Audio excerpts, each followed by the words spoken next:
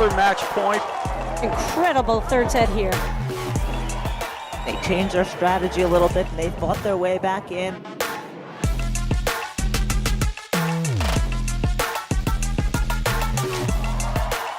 There it is, game, set, and match.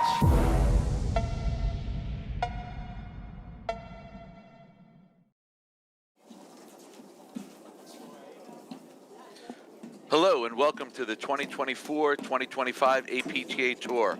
We're live from the Medinah Country Club in Medinah, Illinois, bringing you the Medinah Cup with live streaming brought to you by the APTA membership and our tour presenting sponsors, Volley and Corian.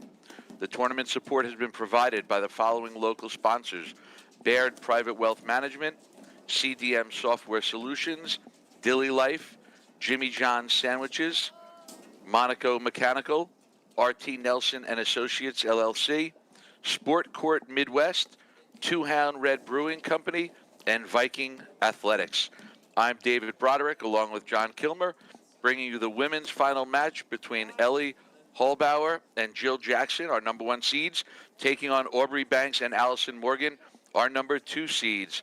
John, welcome, and great to be here and great to have you with us tonight. Thank you, Dave. Excited for a good one. We will do our best to introduce our players as they are, getting ready for the match. So in the purple on the bottom of our screen is Aubrey Banks, walking off the court with the all-black xenon, and in the hat is Allison Morgan. In the purple bottom with the purple visor is Ellie Halbauer, and then Jill Jackson is in the all-black with it looks like the pink hat. Our umpire for today's match is Rob LeBun, and as per usual, it is standard scoring. So best 2 out of 3 sets, regular scoring for today's final. Yeah, no, I think this should be a pretty good match. Both teams had good semifinal wins. Halbauer and Jackson had a little bit of a seesaw battle, 6-4, 6-3, over Behrens and Cups and Buchaman. And Banks and Morgan defeated Hirsch and Korak in 3 sets. So it'll be interesting to see what happens here. And it looks like the players are ready, and looks like we're going to get underway with Allison Morgan starting to serve. And it's good to note that both of these teams have already been tested a little bit going into the final today. Sometimes you don't want to go cruise into a final and have that first test be on the live stream for the title. So it's going to be a good match with both these teams being tested. And that's what I said earlier in their last match, because both teams made it to the semifinals. I know in the match we did live stream earlier, they made it relatively easy, and it was going to be interesting to see how that would affect the play in the semifinal match that we live streamed earlier tonight. And I know in the last live stream match that you called for the women's quarters, Dave, the women's semis, Halbauer was playing deuce and Jackson was playing ad. Why do you think they switched to put Halbauer in the ad for this one? So it's interesting. The first set of that match, John, they went the other way. Halbauer played the deuce side. She played the ad side to start, and then they won the second set, and they switched. Honestly, I think I like Halbauer over in the forehand side. It gives her, I think, a little bit more range and room to roam, especially since she likes driving her two-handed backhand.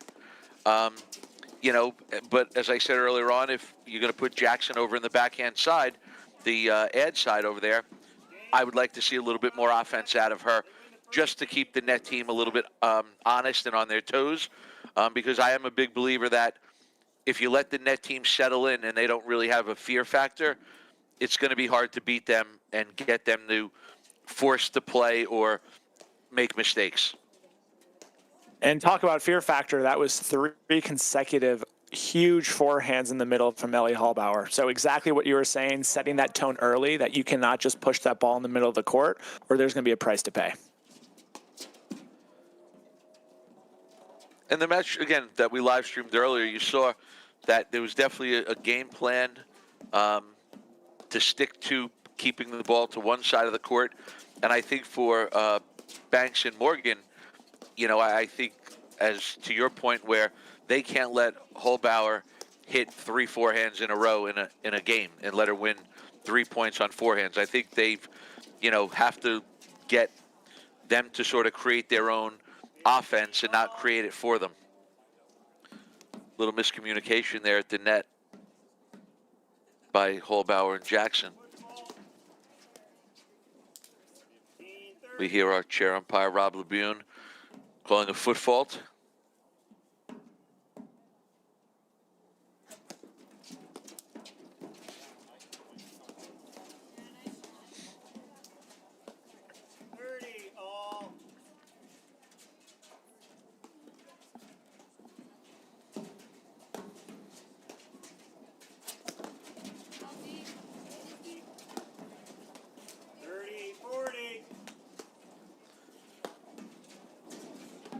All right, so we have a break point here for Banks and Morgan to get back on serve early on in the finals of the Medinah Cup, coming to you live from Medinah, Illinois.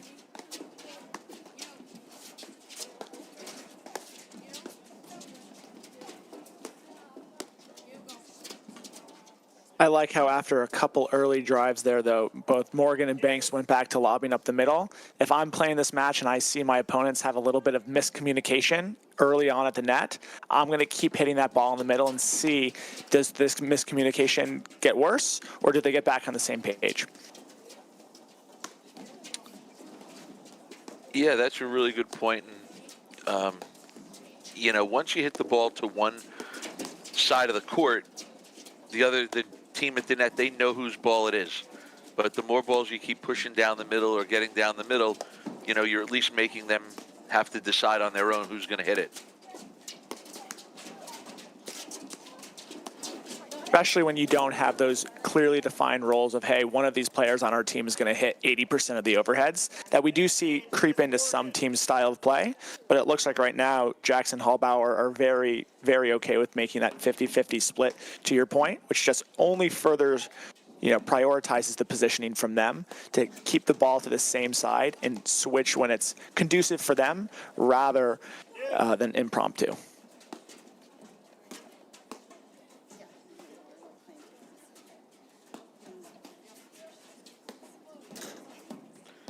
And like the earlier match, it looks like Halbauer and Jackson, don't have it doesn't look like they have a set strategy of picking on one side of the court or the other. As I said it earlier today, they're kind of playing paddle. They're sort of hitting the ball where it's supposed to go. They're not moving the ball around too much. They're kind of just, responding to what they're given. So it'll be interesting to see if they have to change that at some point or they can kind of keep that up. I love that push overhead straight ahead by Jackson, allowing Halbauer to get on the net, maybe help her make a volley, or forcing Banks to hit it right back to Jackson. Yeah, I've already noticed this game, just about every time that they push that ball to Banks, whether it's a forehand or a backhand, Banks is hitting a really good drive. So it'll be interesting to see where they decide to keep putting their reset overheads, or if they're going to try to maybe test Banks more on the screen. Just be interesting, because so far I've been very impressed with both her forehand and backhand early in this match.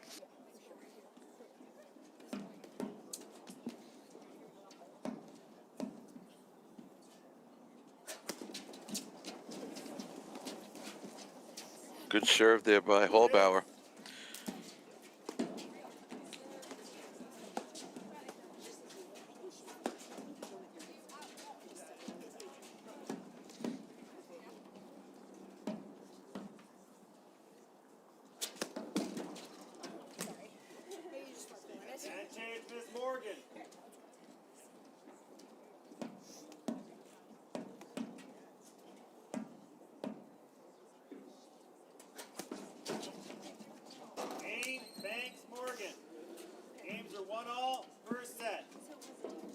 All right, so break back. We're back on serve. It's got to be a little bit of a letdown, getting it back to deuce and then throwing in a couple of faults there. But let's see how they respond. And always, for me, when I'm early in a match, I want to make those serves to see how do my opponents play in those pressure situations, because it'll just give me more data to work with moving forward. Do they play a little bit more conservative and lob when the point gets bigger, or do they play more aggressive? And the earlier on in the match that you can just get that information, just helps you when you get later to 4-5 in that first or second set, really have an understanding of what you're working with. Now, on the flip side, John, what do you think about for Banks and Morgan? Do they sort of put that in their back pocket, knowing that early on Halbauer faulted twice to, kind of end the game, and, maybe try to play tighter points and keep those service games closer so that, maybe something like that might happen again later in the match? Absolutely. Like, I'm not going to give away free points early on to let her exhale at a 30-love lead, right? You really want, early on in those games, to your point, keep it close, keep the pressure high. And listen, she was in the finals of nationals last year, so I have no doubt that was more than likely just a first-game hiccup. But to your point, if I'm on the other side of the net, that is just only helping me get a better understanding of what I'm trying to do early on in those service game, or return games, rather, against her.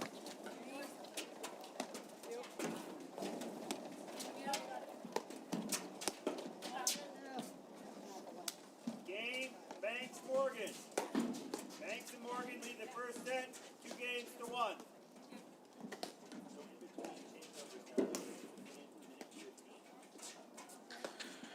Quick 2 games there for Banks and Morgan to get back on top 2-1.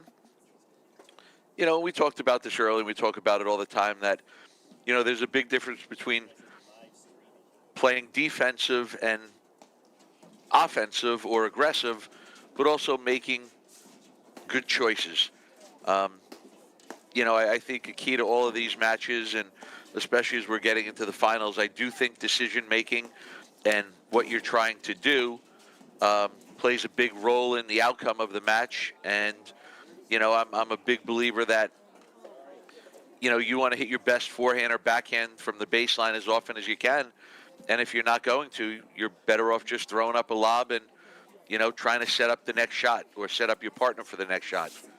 So we'll keep an eye on that and see how all 4 of these players, how their patience level and decision making is going forward. And I think that extends to the net too, where if you're caught backing up for an overhead, instead of trying to make up for that poor positioning or a really good lob by hitting an aggressive overhead off your back foot, feel more comfortable pushing it, maybe knowing they're going to drive it, but trusting that your teammate at the net is going to be able to help volley it and get you back in the point. So that's going to be something that I'm really looking for moving forward, is how many of these overheads are forced errors versus unforced. And I think that might tell the story of this first set. And it appears a little bit in this 4th game here that Halbauer and Jackson are looking to hit more balls towards Banks. See how she handles it.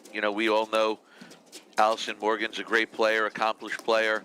As we talked about earlier, she won the first event of the year, the Montclair Open, with Charlotte Sikora. And you see her volley skills right there, and a little bit of, I guess, good luck for Halbauer and bad luck for them with the Lecord winner.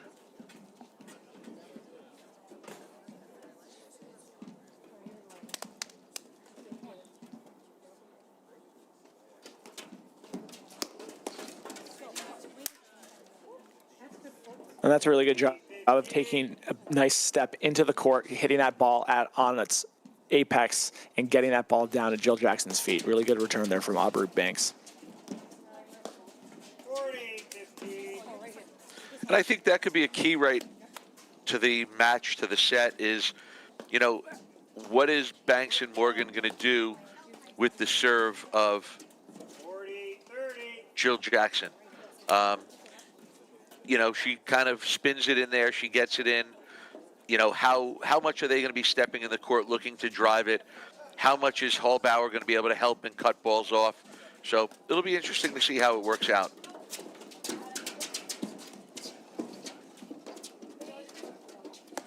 They handled the let cord there pretty well.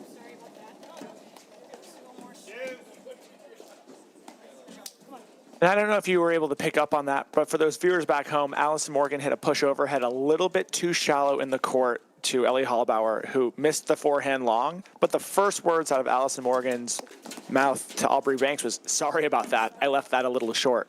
Which, one, I just think is huge for the club players for a couple of reasons. One, if you can just stay on that same page with your partner, even when you win a point, be like, I deviated from script a little bit. I know that's not part of our plan. We will get back on track moving forward. It just makes it so seamless to kind of keep that game plan with your partner. Whereas if you're not talking, maybe your partner thinks the game plan has changed. So there's really just no such thing as over communication on a paddle court. And that's just a really good job from her there.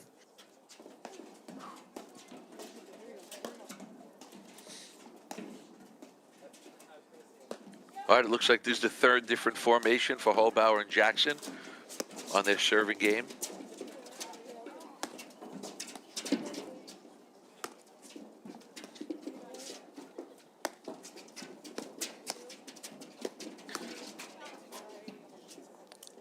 And that's kind of one of the keys that we talked about earlier. I love seeing that drive from Jackson. And you know what? She didn't try to hit a winner. She just hit a good, solid drive. The ball goes to Halbauer. Now you let her do the damage because, you know, she's got the big backhand, big forehand, and there you go. They just won the game. Just, you know, and like I said, I think Jackson, from the baseline, she's going to have to hit some good, solid drives to get the ball over to Halbauer, who can finish points with her forehand and backhand.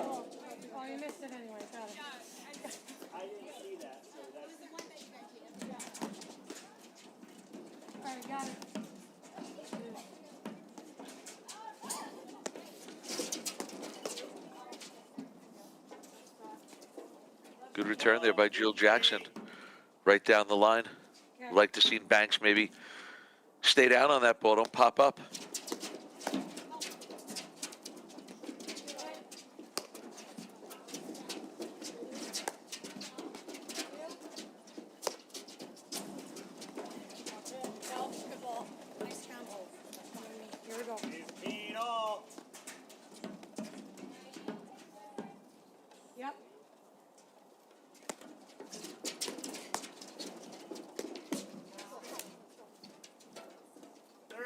Again, missed it in the net, but you know what? Like I said, I like that drive. I like it that Jill Jackson's going to tell them, you know, I'm not just going to lob the ball. You can't just push it to me. I'm gonna make you volley, and I'm gonna put pressure on you. Yeah, it's a phrase that I think about a lot, that it's a miss is not always a mistake, where to your point, yes, did Jill Jackson miss that forehand? Yes. Was she 2 feet inside the court and swinging with confidence? Yes. And you will take that miss all day long because you know 7, 8 out of 10 times you're going to make it. But to your point, you are also setting a tone that you cannot just leave that ball short, or there's going to be consequences to be paid. And I think that's something that's equally important for the club player, is if it is your shot and you miss a good take from time to time, that does not mean abandon swinging. Just, you know, shake it off, go right back to your game plan.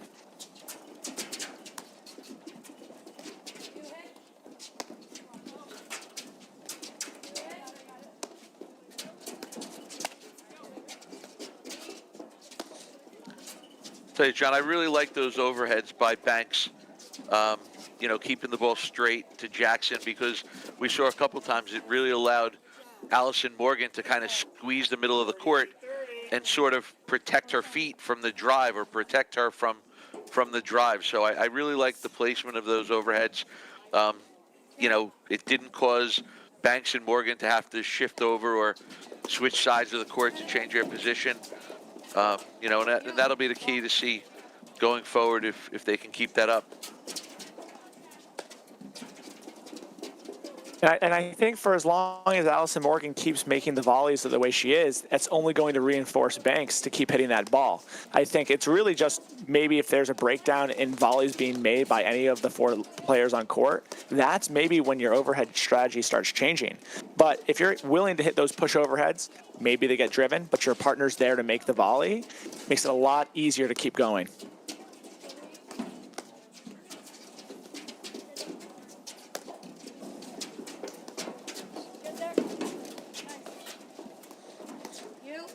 Yeah, I like that first overhead to Halbauer because previously we saw her sliding over to the middle of the court. And I think it was a good play by Morgan to get her kind of back over on the side. But I think the second one was maybe a little ill-advised, coming off that back screen a little harder than Allison Morgan would have liked.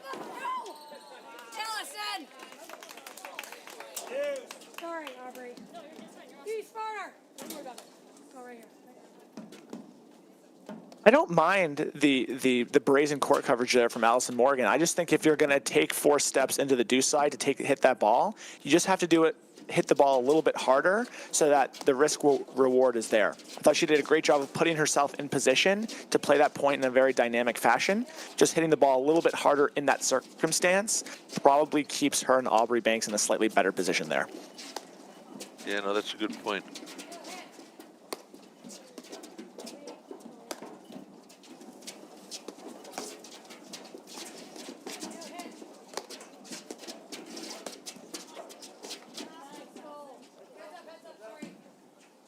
And there we go. That same kind of strategy that you talked about earlier, Dave. Keeping that ball in the same spot is allowing Allison Morgan to get really close on top of the net and pick off either quick drives or low lobs for to push back in the corner. Really good point there. And when I'm teaching, whether it's camps, clinics, or team practices, I try to really explain to everyone how when you're at the net, the less movement you have, the better off you're going to be. If you're keeping the ball into one side of the court or hitting the ball, quote unquote, where it should be hit, if you're not moving side to side, you're making it tough for the baseline team to win points. Absolutely. And the counter argument to that might be, well, Dave, now, the player on the deuce side, for instance, gets a better feel for the point. They're more likely to have a good drive. Maybe that's true, but the counterpoint, right? And to your point, you and your partner are now in a much better position to handle it. And your job at the net is not to avoid your opponents hitting drives at you. It's to make the volleys when they do. And keeping that ball to the same side for a prolonged period of time, moving less, only increases the odds of you making that volley. Right, and I'm a big believer that you would much rather volley a ball that's being driven straight at you than volley a ball that's you're moving cross court to play. For sure. And speaking of volley, curious about what volley can do for your club? Here's a great offer. Get 30 club friends together, and you'll all get a free 30-day trial. It's a perfect way to see how Volley's AI-powered trainers and tools can help everyone improve and track their progress. To get started, just scan the QR code at the tournament tent or visit getvolley.com/myclub. Don't miss out. Bring volley to your club and elevate your game together.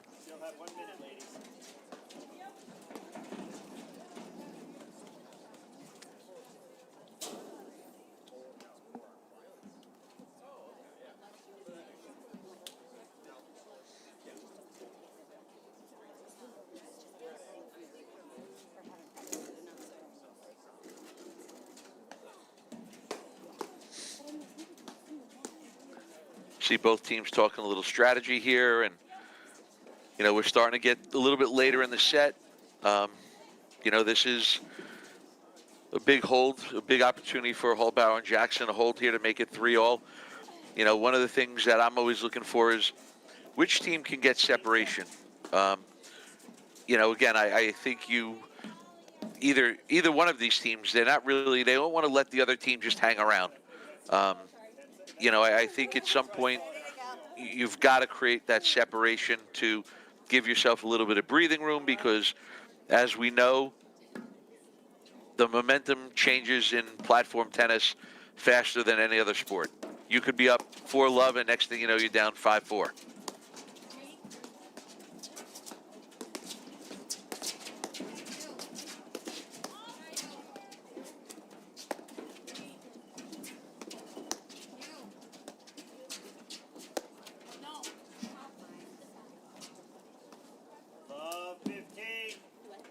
Really good drives down the middle, followed up by a really good lob. I would have liked to see Jill Jackson take that overhead as opposed to Halbauer taking it with her backhand.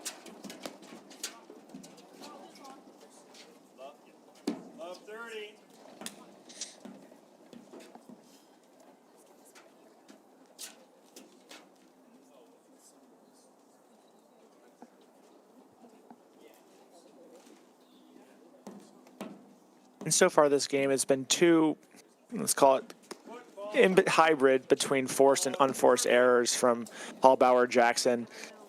Probably the chat that they're having right now is, hey, we can lose this point or this game, but let's have them take it from us. We're not going to give any more donations. You mean like a foot fault? That would be one of them. Chair umpire Rob Labune, he's not afraid to call the foot fault. He's called several of them, and you know what? It is a rule, and you can't step on the line when you serve. No, and if you're going to call it, you just have to be really consistent with calling it from the first point of the match all the way to the sixth. The only time really that these players have an issue with it is when you wait till it's 7-7 in the third set tiebreaker to say something.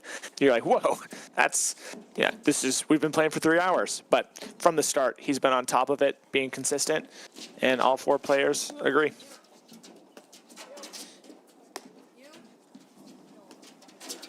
And just as we talk about momentum shifting a little bit, you know, it's love 40, they're serving, and you missed return, you hit it, the ball hits the nick and shoots up the side, and now they hit a lob long, and here we go, we're back to deuce.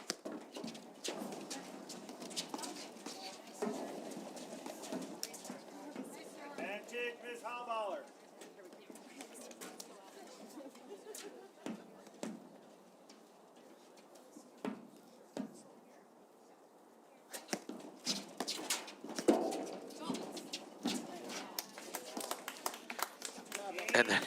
And then that happens, all from love 40. So let's see how Banks and Morgan respond. You know, being up love 40 in that last game, and now it's 3-all.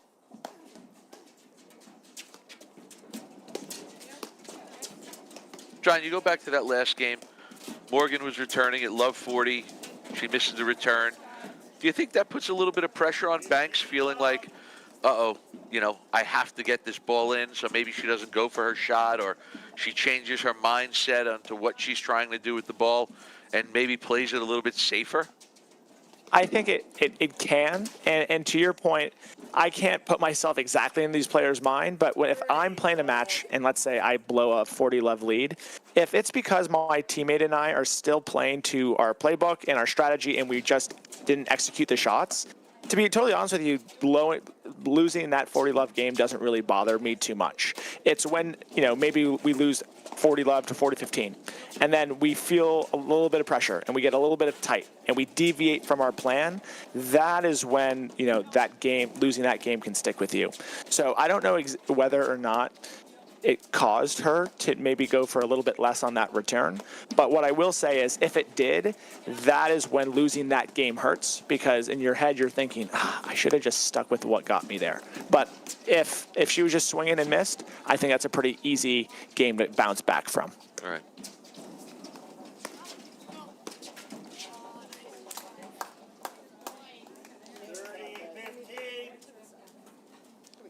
And there we see a good example of Halbauer sort of imposing her game. I mean, she basically hit one ball from the baseline and hit a drive through Banks and Morgan and, you know, allowed them to take over the net and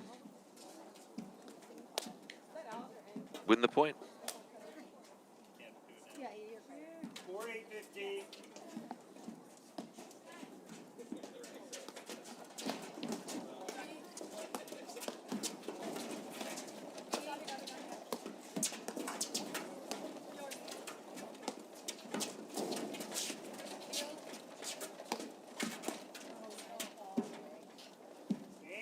Banks, Morgan, they lead 4-3, first set.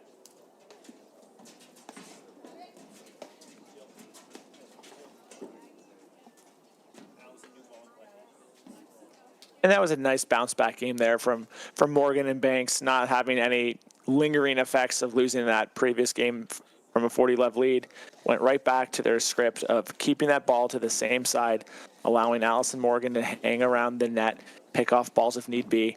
And I like the addition of the roller that Aubrey Banks is working into the game. It's a really nice mix of speeds and spins to keep Jill Jackson on her toes.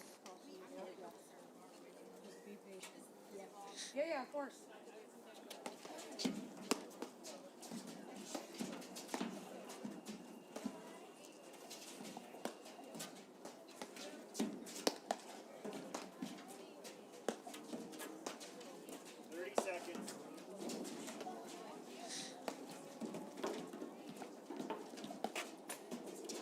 So it's looking like Halbauer Jackson are going to stay back on Jackson's serve. And I think just the big thing that you now have to think about if you're Allison Morgan and Aubrey Banks is just making sure that you are cognizant about where you hit your return. You don't want to leave it short to Ellie Halbauer to redrive. So just making sure that they take a quick look at the court, where's their target, and then going for that. I think that's going to be the real key to this game. Time.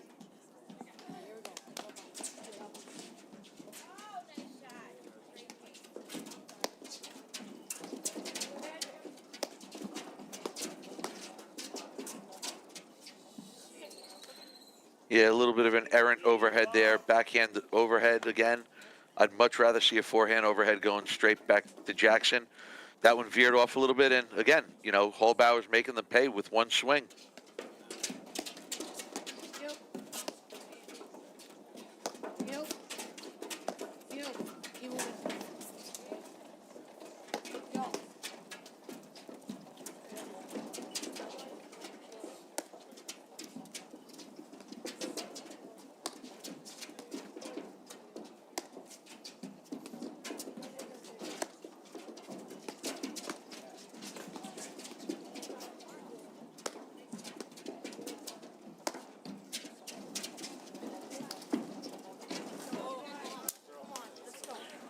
Really good drop volley there by Aubrey Banks. But I really like the patience of this point from Morgan and Banks. You know, Allison hit a lot of really good overheads. You know, again, they're looking like they're keeping the ball away from Halbauer when she's on the baseline. You know, and Jackson's holding her own. But again, I just want to reiterate that I would love to see Jackson step in and drive a couple of balls when the opportunity allows for it, just to kind of, you know, make Morgan and Banks at the net think about it a little bit. You get in. That's you. I got it. What was that? Listen. 40-15. And she might have missed that, but again, I really like that move because I think it really sets the tone that if Ellie Halbauer is going to hit that really heavy roller and induce movement, Allison Morgan is playing that really well and converting that into not just, you know, getting the ball back over the net, but resulting in a really high quality look for her. No, let's go right here. Come on. 40-30. Yep.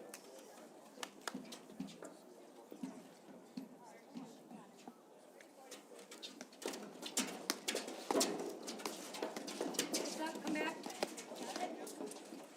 You.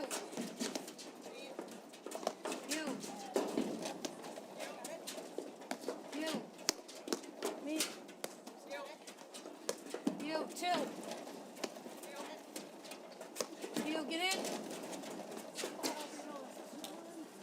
Game. Halbauer Jackson. Games are 4-all. First set. All right, John, who's going to get some separation here? Yeah, it's looking like this is going to be a tight set. I don't know how much separation we're going to have when all four of these players are hitting pretty good ground strokes from the baseline, and they're capitalizing on mistakes. So I think this is going to be a 6-4 or a 7-5 set. I'm just really curious to see what team does a better job of sticking to their strategy at the net.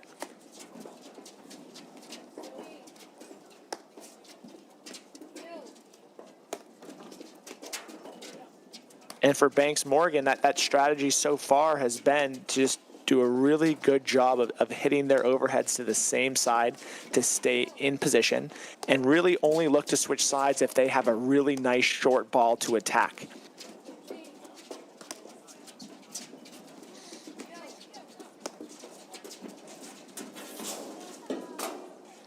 I like that pattern that Jackson was starting to create where she was lobbing that ball nice and deep cross court to Banks, knowing that they're keeping it on her side of the court, and then she was looking for that drive.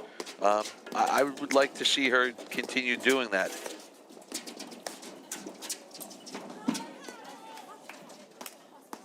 Yeah, and to that point, there's really two ways if you are playing and the majority of the balls are getting hit to you. I think there's really only two ways that you can kind of set it precedent for what's going to happen. You can either decide that, hey, I'm going to make my opponent hate paddle, and I'm going to lob every single ball, and I'm not going to miss. So if you'd like to hit to me today, feel free. You're going to be here for 4 hours. That is one way. And then the other way, to your point, is look to step in from time to time just to let them know that if you decide to get comfortable and start leaving these shots a little too short, I'm going to step in and punish you. Either option is fine, but you just have to pick one and commit. Which one you're going to do, make right? Sure. Exactly. Right. And as for right-handed players, quite honestly, playing the deuce side from the net, it's not as clean looking and it's not as straightforward as when you're playing, to the ad side of the court. But, both of these teams look like the strategy is they're going to play more balls to the deuce side of the court. And, so you're going to kind of have to live with some of the hiccups or uncertain situations and a little bit of try to work out and minimize confusion.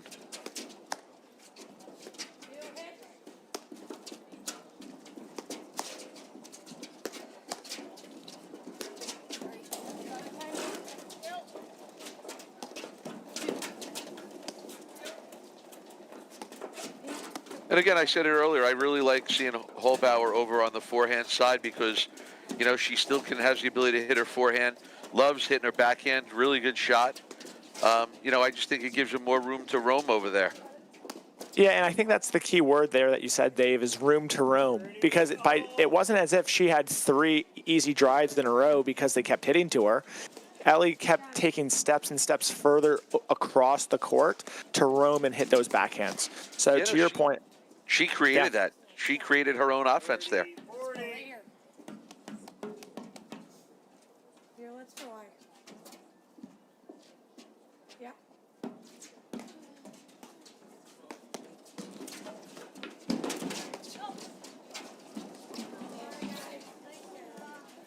It's a really good get by Halbauer. Unlucky with the let cord. Reach out. Let's go.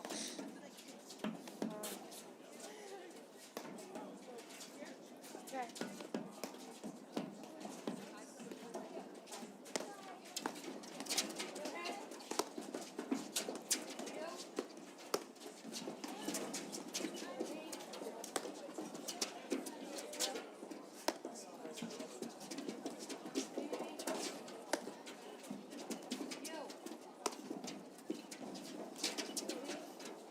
and right now Jill Jackson is standing really deep in the court to give herself the best chance to play defense.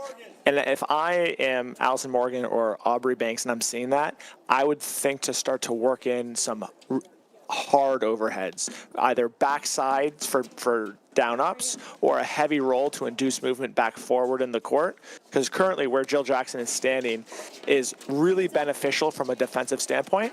And I would be looking to, capitalize on that by inducing a little bit more movement. Game, Banks, Morgan. They lead 5 games to 4. The Banks and Morgan capitalized on that let court serve when they were down 30-40, and they are now up in the first set 5-4.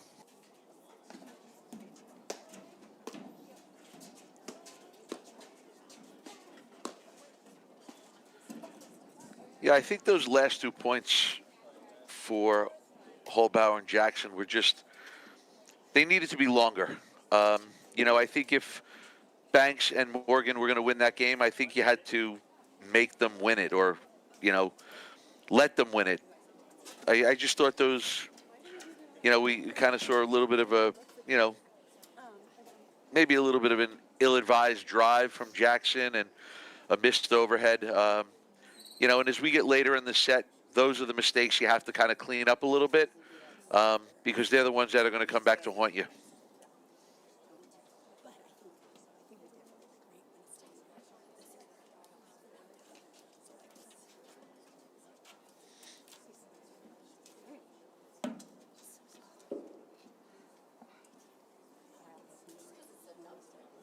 So in the last service game that Elliot Halbauer had, she did have 1 or 2 faults, but every time that she made her serve, it resulted in really kind of weak returns from Banks and Morgan just because of how heavy of a spin Halbauer has. So it'll be interesting to see right now down 4-5. Does she stick with that heavy spin? And it's looking like she does.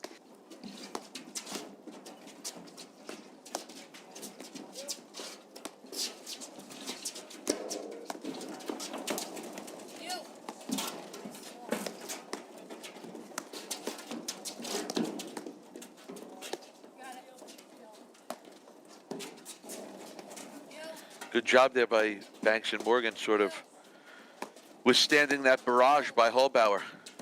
Yeah, and that was all those stemming from a great dig in transition from Halbauer. Allison Morgan was doing a really good job of stepping in on a couple forehands, hit one through. Halbauer threw it up for a lob, and then went on the roam from there. And I think we saw in that last sequence for Jackson, that's all she has to do is, you know, keep them honest with a couple of drives here and there. And, you know, she hit the one drive and was able to get the ball over to Ellie Halbauer's backhand and, you know, give her a swing at it.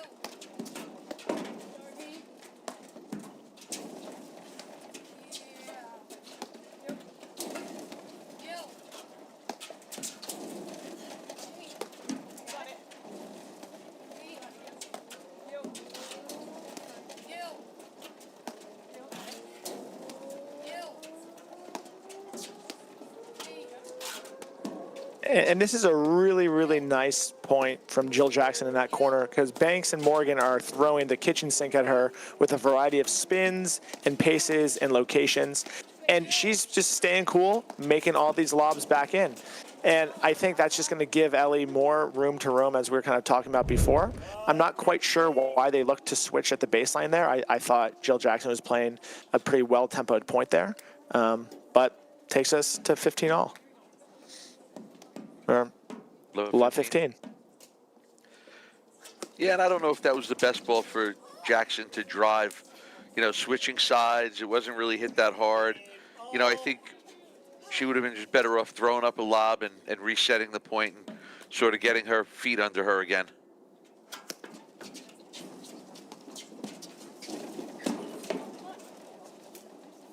Pretty good return there by Banks off the back screen. And to your point, John, that ball didn't spin as much as we've seen Halbauer spinning some of her serves.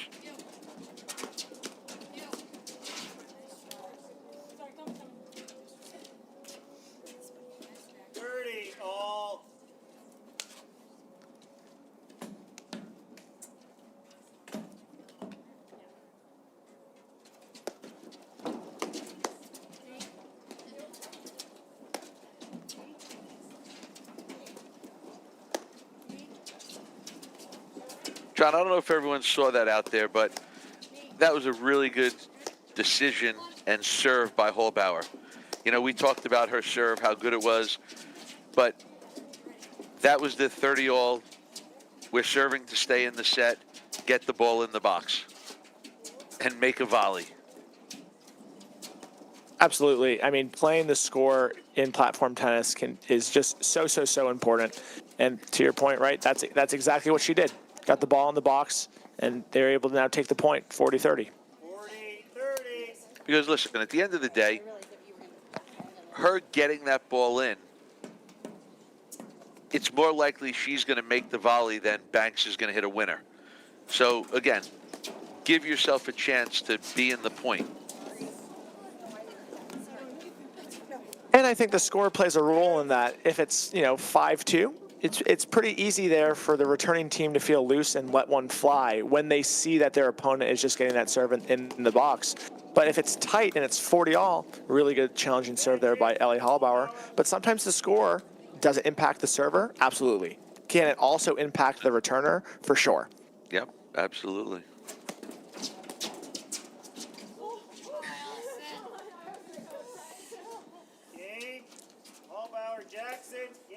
That was interesting. You know, the first time around, deuce or 30-all Halbauer, kind of just gets the serve in. They get it to 40-all deuce, and those were two really good, heavy offensive serves there by Ellie Halbauer.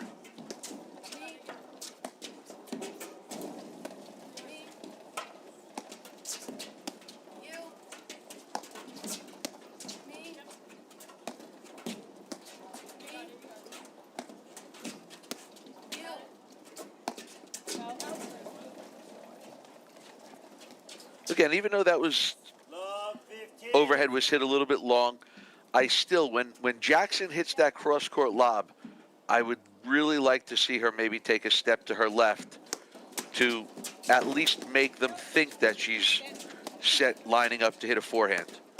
She's moving a little bit and getting stuck in that corner, like to your point earlier that it's allowing her to play good defense, but You hit. I want to see her at least show that, you know, again, you can't just dump the ball back in here. I'm going to make you hit a better shot. You. Like even on that, the ball comes off the back screen a little bit hard. It goes to her forehand. It gives her options to either lob it or drive it.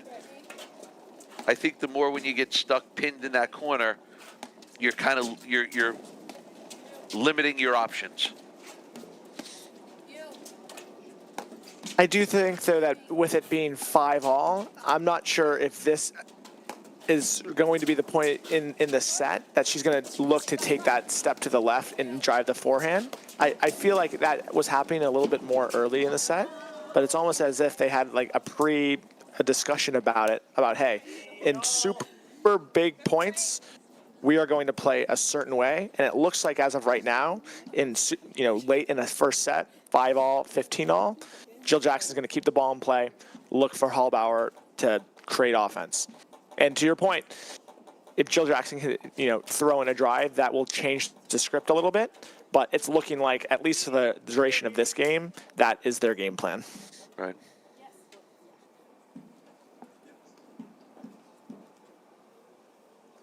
And it's a game plan that I unfortunately know all too well, as my tournament partners are always the offensive one. So I'm very familiar with the deuce court, just playing grind out points. So totally get it. 30 all. I just think in today's game on the men's and women's side, I think it's getting harder and harder to just be a grinder. For sure. Absolutely. And then there are certain ways, like we saw there, to kind of incorporate offense into your game. It can be off of a return and looking to create pressure with blitzes and volleys and lobs. There's lots of ways to do it, and I really like the way that Jill Jackson there inserted herself offensively in a creative way. You.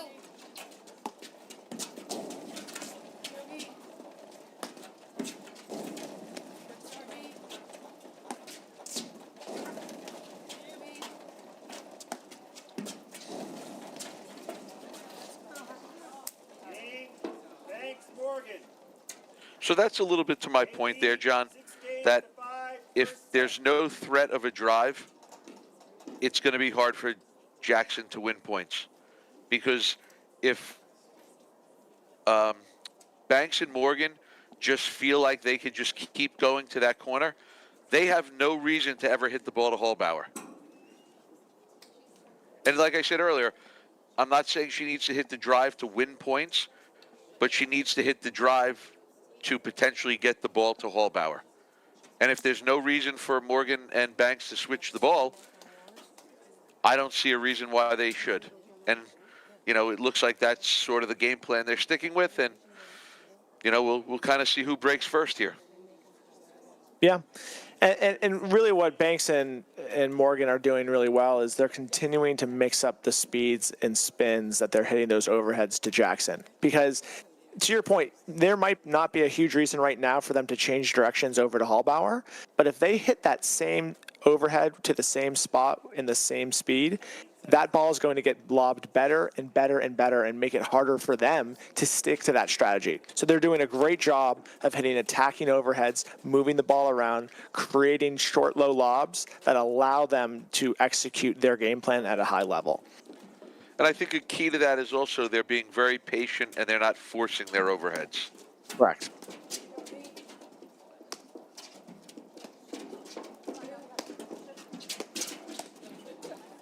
Like, that ball just has to go straight ahead. Because, again, the ball goes down the middle or it goes to the left side of the court. Halbauer sitting there with her backhand ready to rip it, and now you have Morgan and Banks moving across the court. You know, to your point earlier, if the game plan is to hit overheads to Jackson, well then that ball by Banks has to go straight ahead back to Jackson. Get in. I'm good. Get done. You.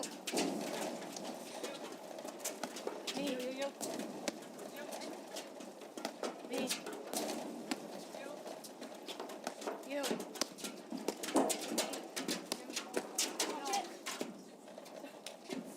Me. Well spotted drive there by Banks. Kind of held it a little bit, and then the last second. Yeah, both her and Allison Morgan moved forward. I wasn't quite sure who was going to take it, and that can be disorienting for the opponents.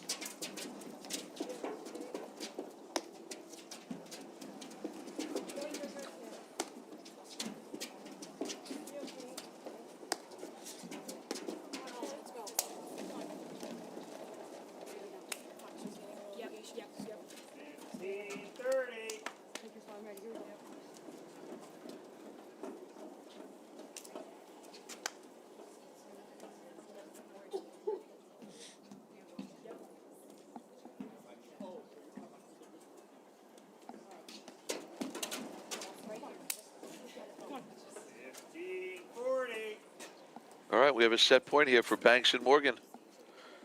We're in the first set here from Medinah, Illinois. You're watching the women's final of the Medinah Cup.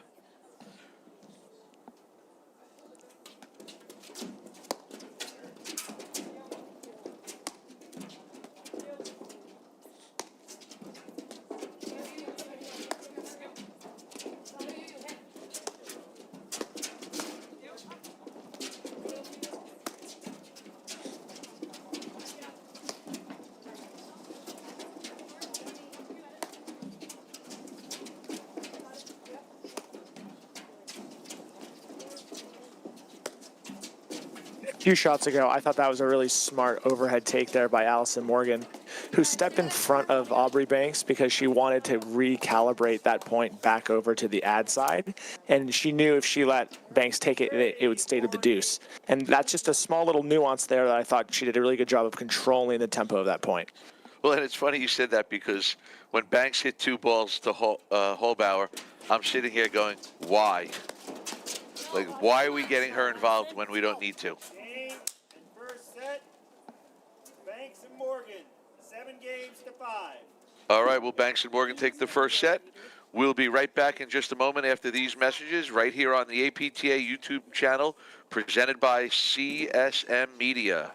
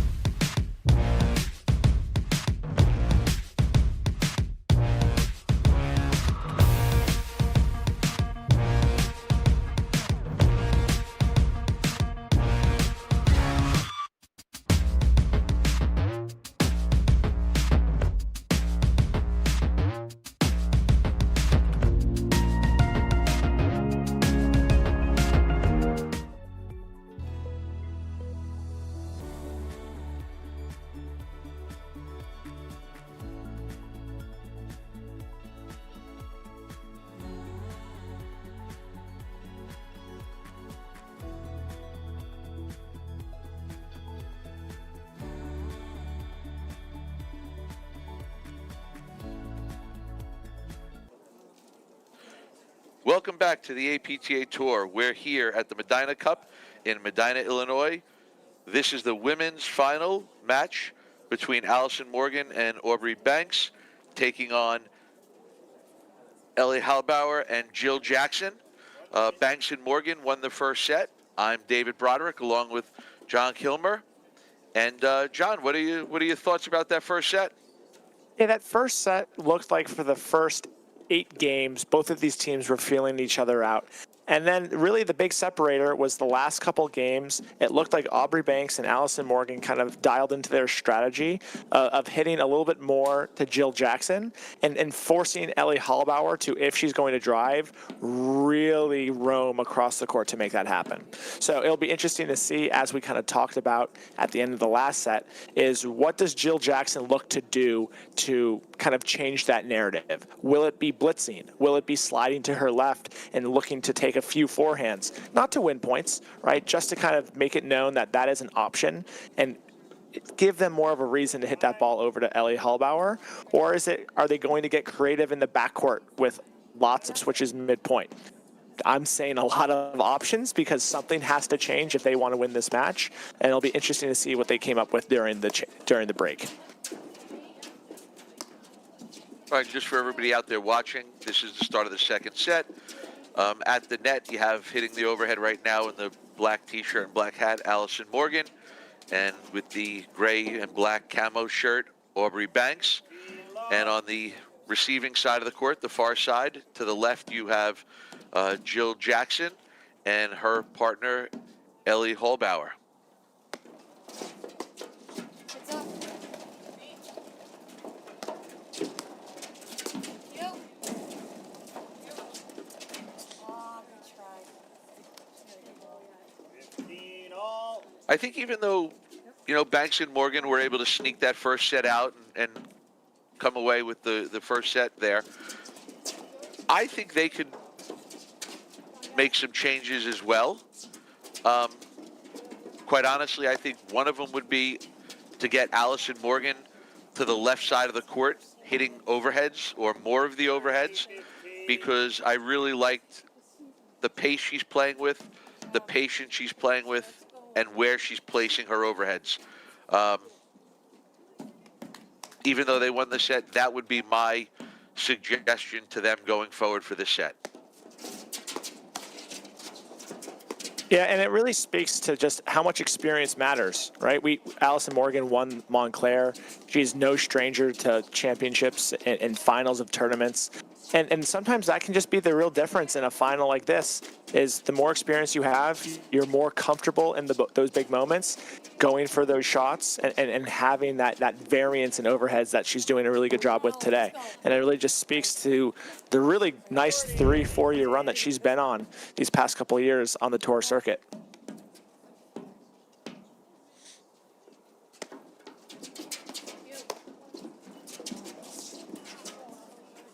Wow, great volley there from Aubrey Banks. Game, Banks, Morgan. They win the first game of the second set. Banks and Morgan won the first set 7-5.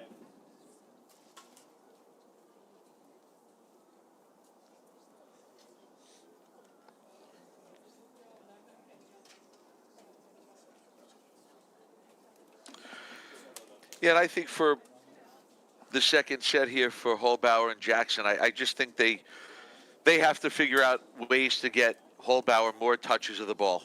And, for Halbauer, I think if she does get the ball coming to her a little bit more often, she still has to stay patient, but she has to go for her shots and put some pressure on just with her natural ability that, she's displayed so far today.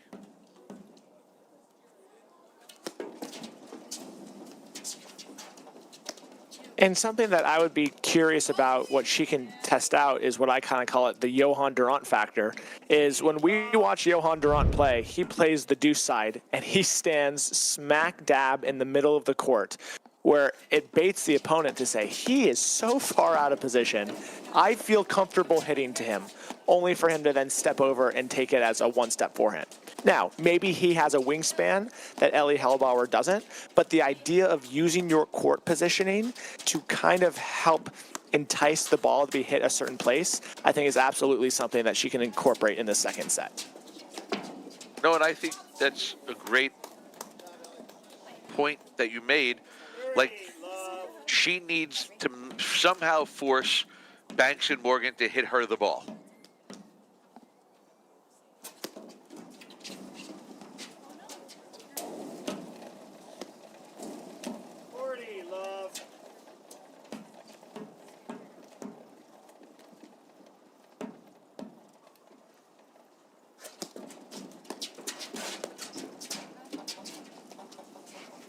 Wow, great forehand pickup. I mean, backhand pickup there from Ellie Halbauer.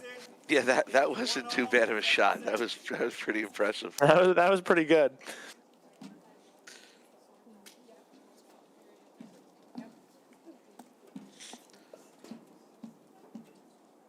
All right, we have Aubrey Banks serving here.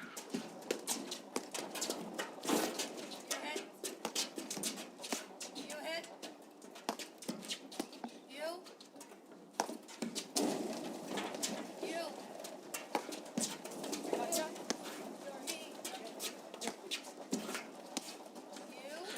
So, John, it's interesting that in their previous match, Halbauer and Jackson switched sides after the first set, even though they won the first set.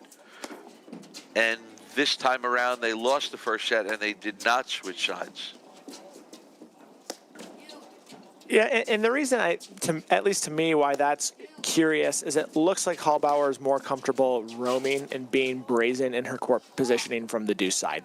And as we're kind of talking about before, how can we manufacture looks? Court positioning is going to be a big factor in that. And it looks like she's just a little bit more comfortable doing that from the deuce side in the ad. So to your point, interesting why they chose to do that in the last match, but not this one.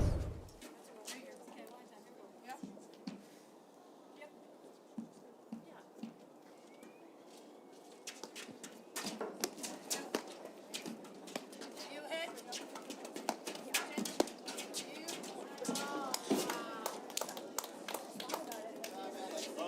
40.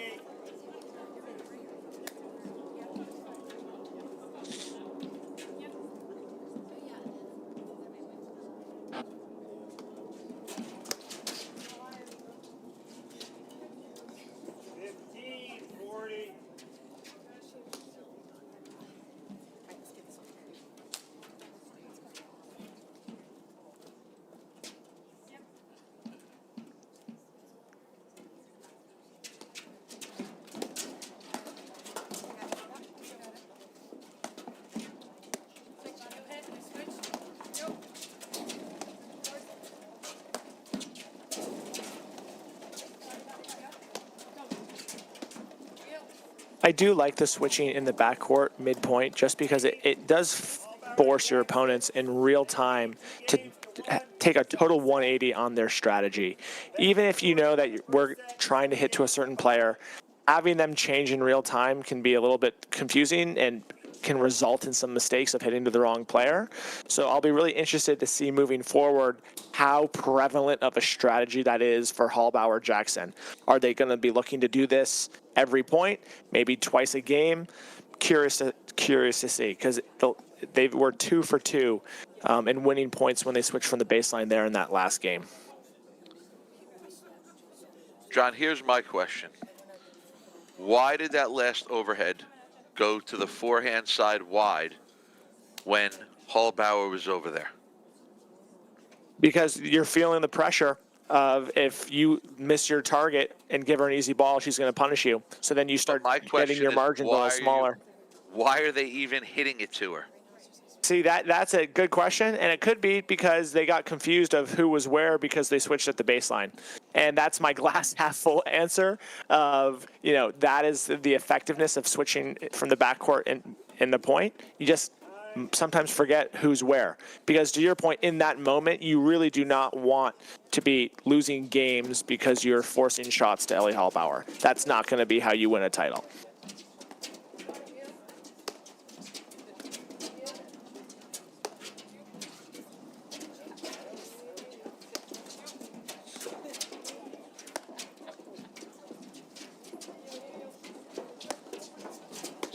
I like this. That was 2 switches from Halbauer Jackson at the baseline in that 1 point. I think that's a really good way of causing chaos with positioning. 15 love.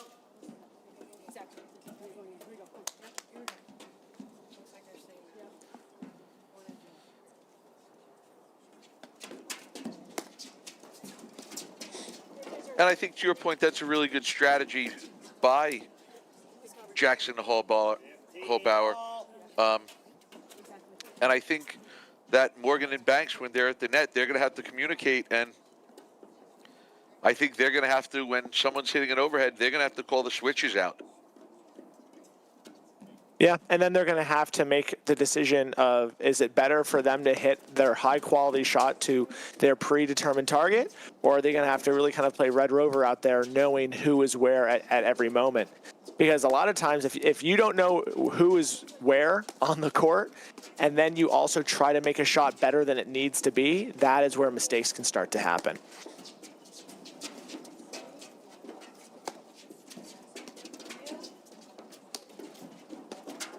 But right now, I really like this court positioning from Ellie Halbauer of creeping towards the middle. One, you kind of feel her on the prowl, and it makes that switch there that Jill Jackson is calling out a lot easier to facilitate. 30-15.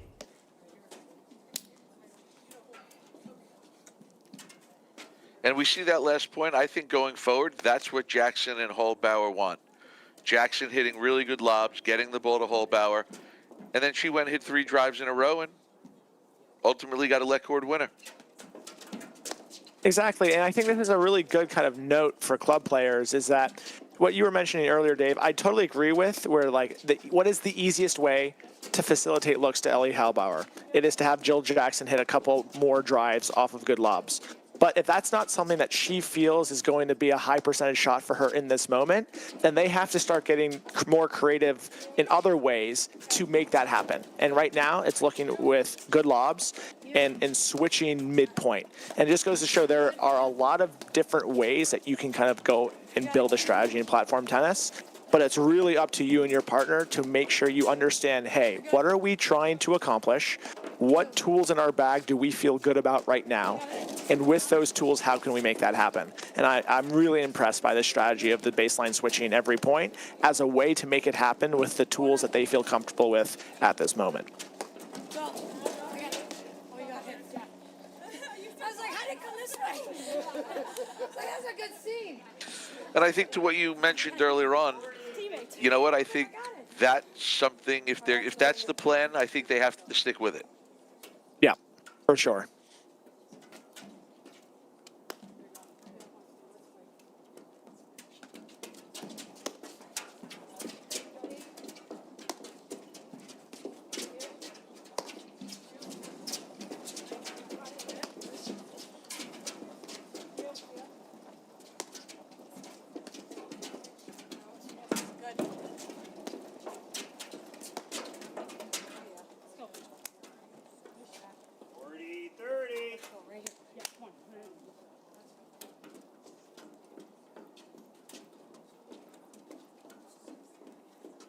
This feels like a big point for Banks and Morgan, because despite them winning the first set, you can kind of feel that Jackson and Halbauer have their defined strategy kind of figured out now for the duration of the rest of this match. So them being able to fight and claw and win this game to get it back to 2-2, I think really kind of helps put momentum back on their side.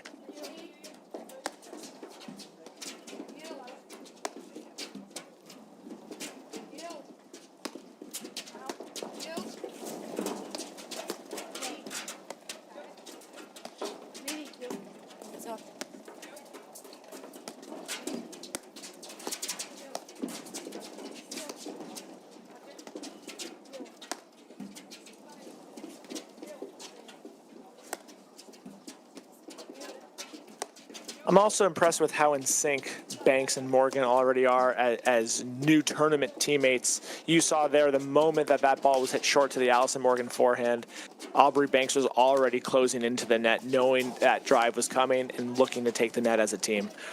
I really like how they're playing off each other right now. A great lob from Jill Jackson.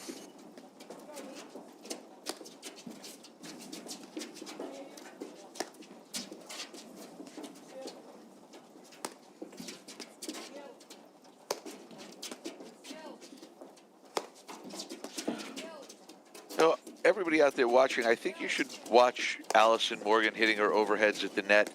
You know, even though she's hitting the ball to the due side of the court, you know, she's not really trying to go for too much because she knows she doesn't have angle. She's kind of just keeping the ball deep, not hurting her team. And as I'm complimenting on her overhead, she has to go and do something like that to me. But, I think that was the right play to try to get that ball into the side screen. I just don't think she had her footing under her to execute it. And it's also a good lesson that if you are a team with two righties, the only way that you can really make a deuce player uncomfortable is by adding some sort of roller into your arsenal. So if you do find as you're playing these matches that, hey, I want to pick on that deuce player, I don't know how to do so. To your point, Dave, one, it's very hard as a righty, and the only way that you're going to do that realistically is with a roller. Right.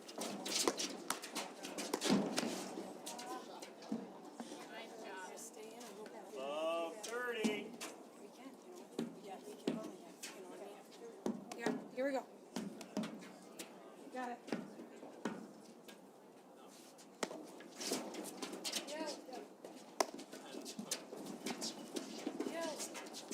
So I think from the early going here in the second set, it definitely looks like the switching at the baseline, the movement of Halbauer, she's definitely getting more touches of the ball, and she's way more involved, I think, in every point than she was in the first set. Yeah, and I think that last point was kind of a microcosm of how all four players kind of want this match to go, is Halbauer went so far to the middle that it induced Morgan and Banks to hit to her. And because she was so far in the middle, from Morgan's perspective, they were able to sneak it by her for a successful shot. And that's really where this game is going to continue to be cat and mouse. Because on one end, you want to make sure that your movement is inducing the players to hit to you. And on the other end, you want to make sure that it's not costing you points. And I think that's going to be something else that's going to be really interesting for us to watch the rest of this set, is who kind of has the upper hand from the court positioning that is kind of being created with the Jackson-Halbauer backcourt. Game, Halbauer Jackson. They lead 4-1, second set.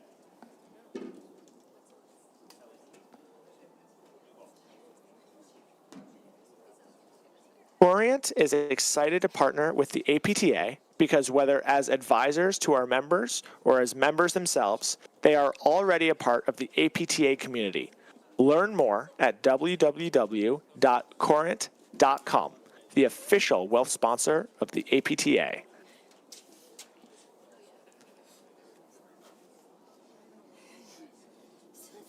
And I think, John, if we could just talk about it a little bit more, the strategy, and again, you had mentioned, we're starting to see a little bit of cat and mouse out there. Even though Ellie Halbauer was moving so far over, and you saw Allison Morgan get that one overhead in behind her, softly into the screen, Halbauer can't let that discourage her because she won. She still got them to hit her the ball because up until now, they're not hitting her a lot of balls. So if the plan is to try to get them to hit the ball to her, even though she lost that point, I mean, yes, they're up 4-1 now in the second set, but she kind of still won by getting them to hit the ball to her.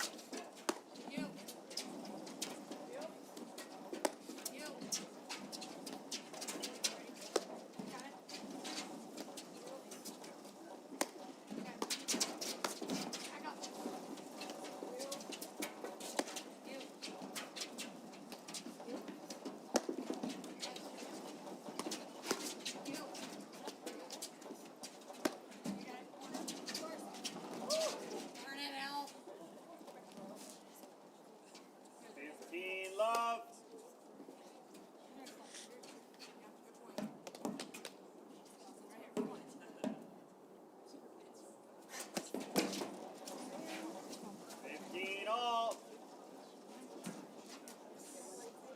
I like the energy with Jackson and Halbauer now here in the second set. I think they have to keep this up for the rest of this set. If they happen to pull it out, keep this energy going. Yeah, and it would be easy to say, hey, they have the energy because they're up 4-1. But I think largely they have the energy because they feel like they have a plan again.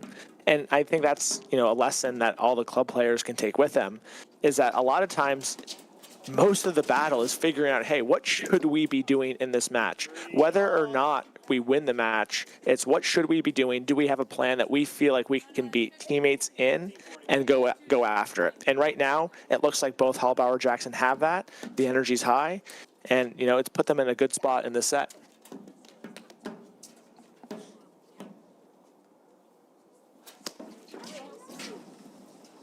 Game, Banks, Morgan. All right, John, I'm going to say it. 3 faults, a quick game after having a 4-1 lead. Does that take some of the wind out of the sails? I don't think so because of how aggressive she was on all those serves. She was going for the spins. They weren't landing. If I'm them, I want Ellie Halbauer to serve with that kind of aggressiveness, and I don't think it's going to impact them in this game.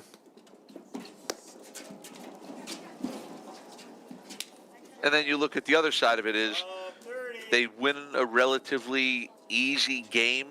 You can't start the next game with a fault. No, that is very true. 40. That is the tricky thing about doing the underhand serve, is that once you start having an iota of doubt creep into your mind, that shot becomes a lot more difficult.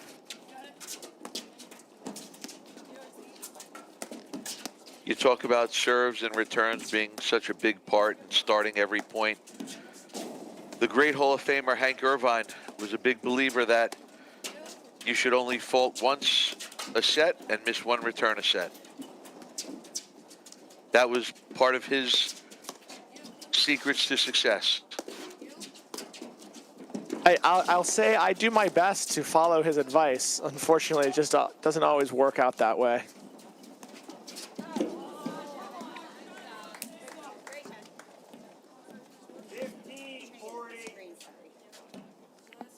No, I think it's 40-30, or we're up 40. No, because is it 30 off?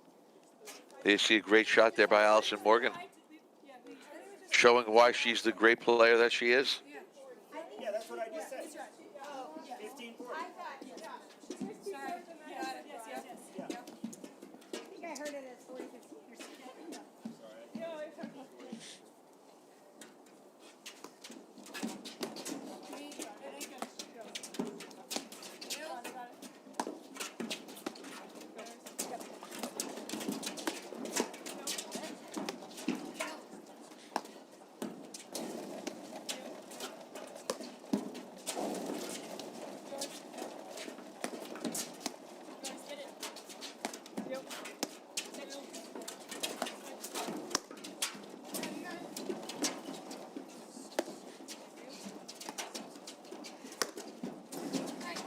What I really like about this backcourt switch, too, from Halbauer Jackson is because of where Ellie Halbauer stands in the middle, it really is giving Jill Jackson free rein to call that switch whenever she feels like she is in a good position to make it happen. She doesn't have to worry about the logistics of Ellie getting all the way from the deuce home base over to the ad. Ellie Halbauer standing in the middle of the court, and that allows Jill Jackson to have a real feel for, hey, did I hit a high enough quality lob that I can call the switch here? If yes, let's do it. And that allows them to start to be really dynamic with how often they're making these backcourt switches.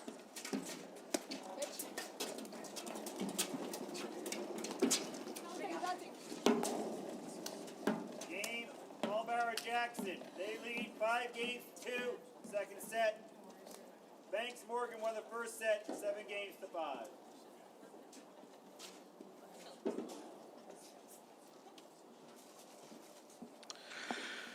Interesting turn of events here. It's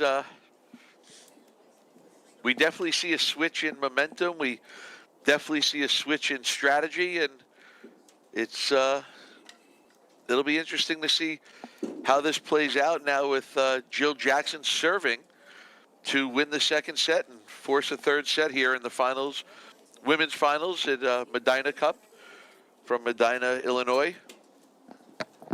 Again, I'm So Dave Dave, Rodder with John Kilmer.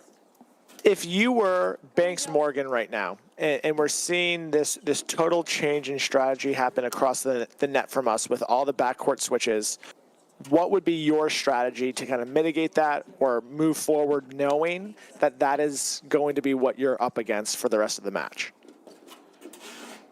Well, I don't think I would change my strategy, whatever their strategy is. And if it's hitting the ball to a particular side, a particular person, I think they just have to identify where they are or where they want to hit it and just keep doing it. I don't think, and again, 15 love. Jill Jackson serving and staying back, you can't afford to miss a return of serve there. I definitely think that Morgan and Banks are contributing to this lead right now for Halbauer and Jackson. And, I think for them, I think they just need to clean things up a little bit.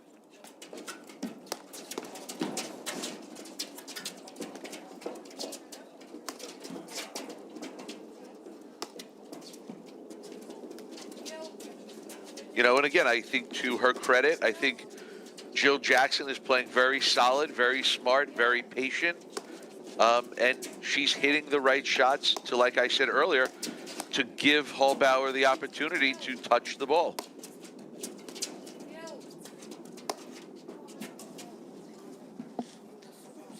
And that's where, John, when I said it earlier that I'd like to see Allison Morgan hitting the overheads, because Allison's been in a position many times where she's willing to just push that ball back deep over and over and over and not try to force it.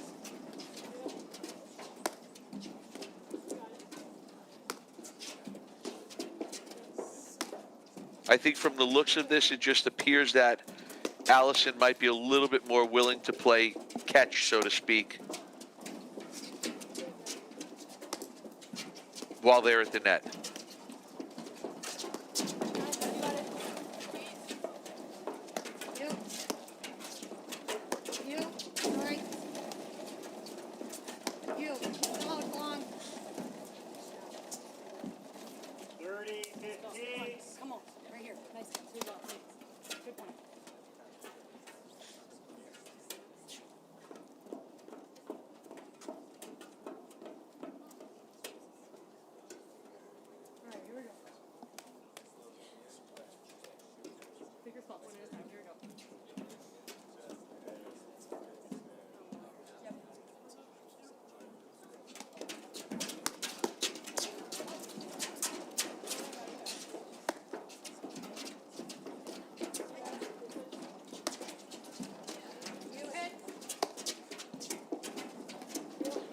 John, even during that little bit of a pause we had in between the points, I really like Allison Morgan's positive reinforcement of, they're down 5-2.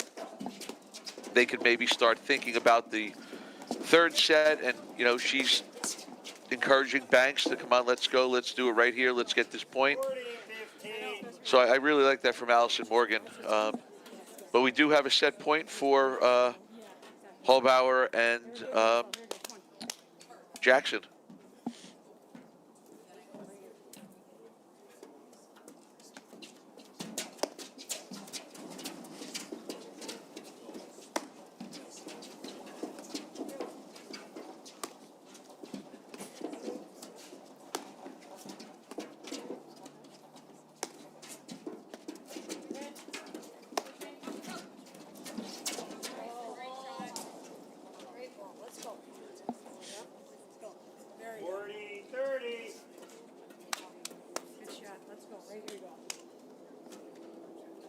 And something that's interesting to me too right now about the Jackson Halbauer decision to stay back on Jackson's serve. Well, I guess Ellie Halbauer is coming up to the net, but I was going to say is that they've been having so much success right now from the baseline.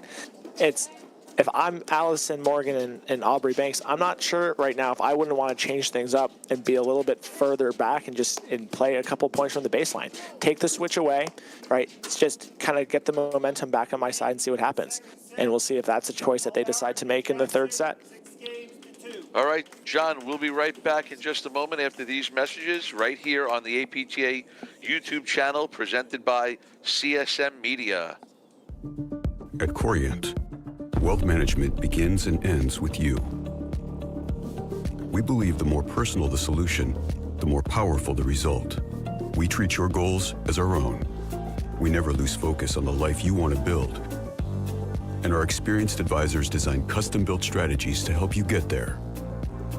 It's time for a wealth management experience as sophisticated as you are. It's time for Corient.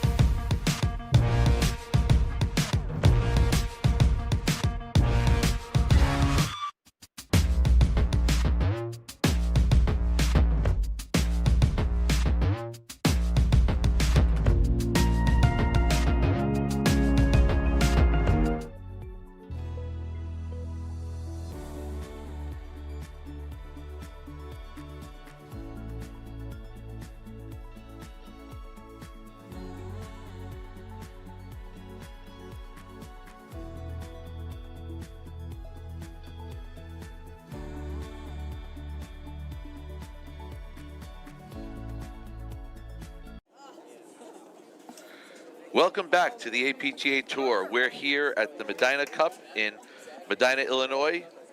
We're watching the women's final match between Allison Morgan and Aubrey Banks, taking on Ellie Halbauer and Jill Jackson. And I'm David Broderick, along with John Kilmer.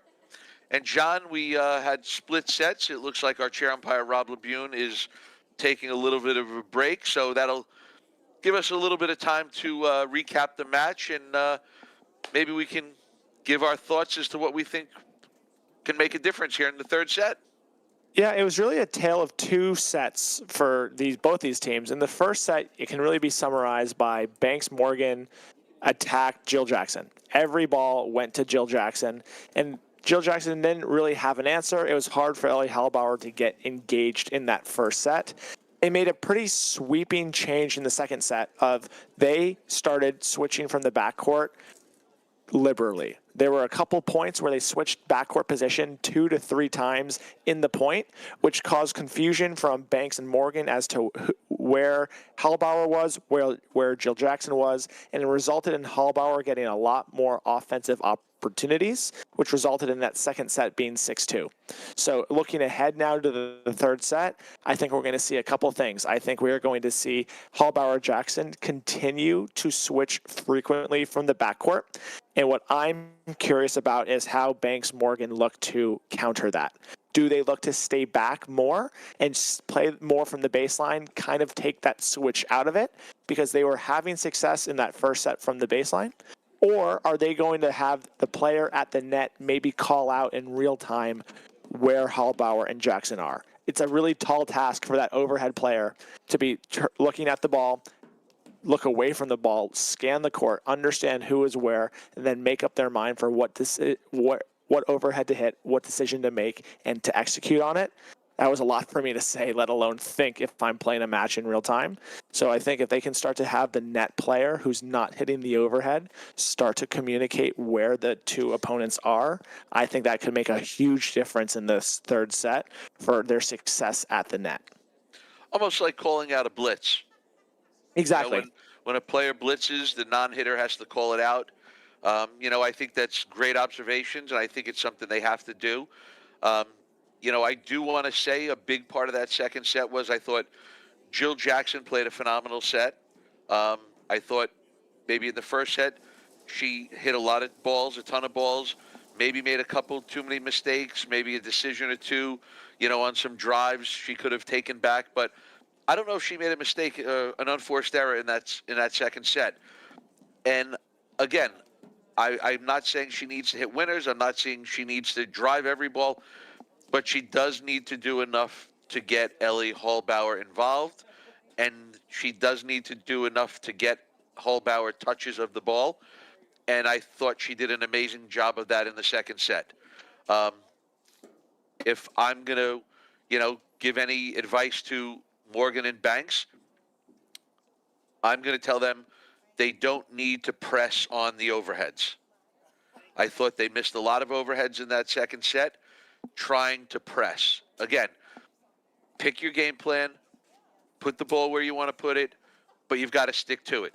And if you're trying to keep the ball away from Halbauer and her big forehand and her big backhand, let Jackson and Halbauer get the ball to Halbauer. Don't voluntarily just hit it to her because you're hitting it to her. I think that's where Morgan and Banks made a couple of mistakes. They hit some shots to her. Halbauer made them pay. And then on the next situation that was similar, they tried to hit a better overhead and made a couple of mistakes. And something that I would be honest, if I were playing this match, I would be willing in that first game to hit the ball to the side screens of where Halbauer is, because what is allowing the switch at the baseline to work? What's allowing it to work is Halbauer standing in the middle of the court and allowing Jackson to call that switch whenever she wants. Right. If Halbauer has to stand a little bit more on her side to defend against the occasional overhead, that switch goes away. So if I am Banks Morgan, I would, at least for a game, and maybe the strategy blows up in my face, great, I can move on and adjust in the next game. But for that first game, I would be willing to hit a couple soft balls to the side screen, pull Halbauer a little bit closer to home base to make that switch harder to happen. That is a good observation. I like that. I think, to your point, I think if Morgan and Banks can take overheads that they know 1,000%, they're going to get into Halbauer's side screen. Yes, I think they hit more of them to it because Halbauer's not hurting them with her lob. She's hurting them with her forehand and backhand. So, A, she's not going to hurt them with the lob, but B, to your point, you're getting her staying more in her corner, and that's going to make the switch at the baseline and the movement harder. And it really just goes to show just how much of a game of cat and mouse platform tennis is when you have 4 players of the same caliber competing. It's really just a game of small adjustments and just making adjustments to their adjustments and so on and so forth for the match.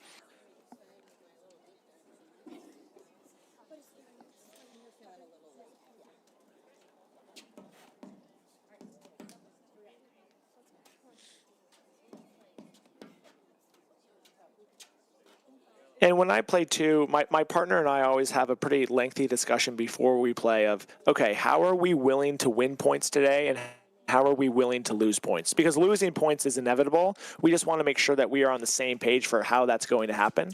And if I am Morgan and Banks right now, we will lose points all day long to Halbauer and Jackson drives. That's A-okay with me. Right now, I would not be willing to lose a single point from an overhead into the net. It just can't happen anymore.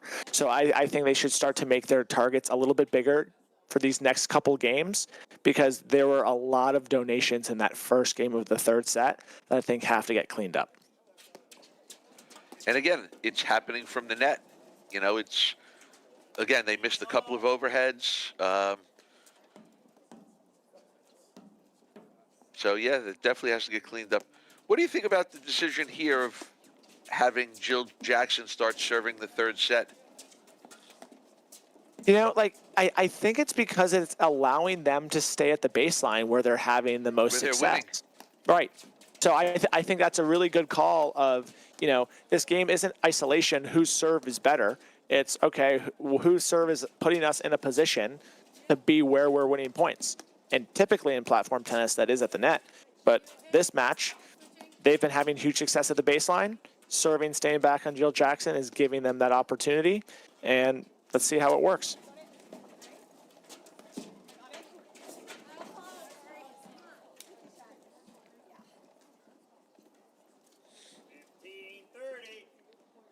And I really liked the heavy roller there into the Jill Jackson corner because of how far back she stands. That enables her to hit a lot of really good defensive shots. You got to pull her back in the court to kind of punish her for doing that. And I thought that hard overhead was a really good job of inducing movement.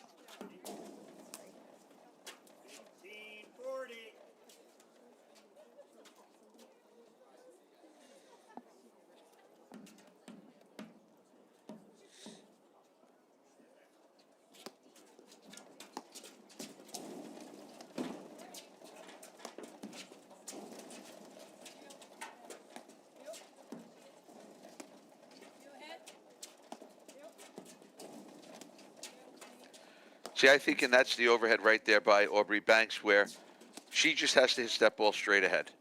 And I think the more she puts that ball across court to Halbauer, I think she's just asking for trouble. But I think that's, and I totally get where you're coming from. I think right now, though, if I'm Morgan Banks after losing that set 6-2, I would be willing to what Banks did just right there. I cannot lose this third set due to the switch. So if I have to hit 20% more to Halbauer, I'm willing to do that until it burns me in a game. But I totally get where you're coming from. There's a high chance that the burning can happen and will happen. Right. I would just be curious to see what happens. We saw it in the last set happen. Well, for sure. But that was because, yeah. But, you know, again, I think that was a good play because, yes, they pulled her out. They got a little bit of an easier ball. They were able to attack her. But if they're not attacking Halbauer into the screens, I don't think it's necessary to hit it to her. For sure, absolutely. No push overheads to Ellie Halbauer.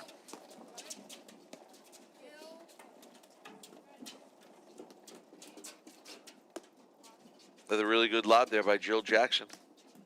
It was, and an equally good decision there from Banks. She was left between, does she hit a backhand overhead from 1 foot inside the baseline or let it bounce and play from the baseline, where they've been having some success. So I really like that play there from Banks. Let it drop, play a high percentage paddle, and keep going.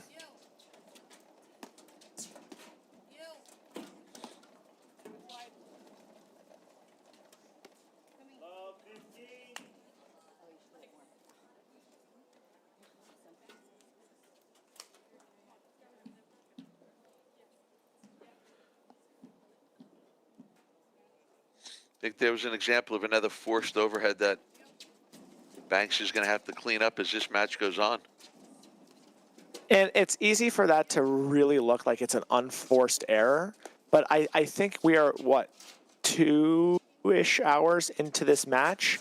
I think 2 hours of Jill Jackson consistently lobbing the ball is starting to now wear on Morgan Banks from the perspective of, okay, I now feel like I have to start doing more, where it was a little easier for both of them to stay more patient in that first set when it was new. But now that we're 2 hours into knowing that it's going to be 50, 60 pushes to win a point, that's where it can kind of start to add up. And why, if you're going to play that conservative lob game, you have to be in it for the long, not reap those rewards until later on in the match. Right, and again, you know, like I said in the second set, I think that's a credit to Jill Jackson playing a really solid match, you know, throughout the night. And, you know, I think she's getting better and better and better as each game goes by. Her lobbing's been very good. She's pushing Morgan and Banks, getting them back behind the service line quite a bit, which I think is also a contributing factor to Halbauer getting the ball more touches because, you know, there's less angle for Banks and Morgan to hit the ball to.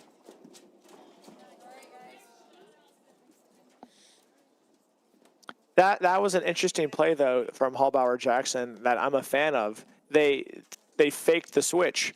They lined up both behind each other in the middle of the court, and then they went right back to their original position.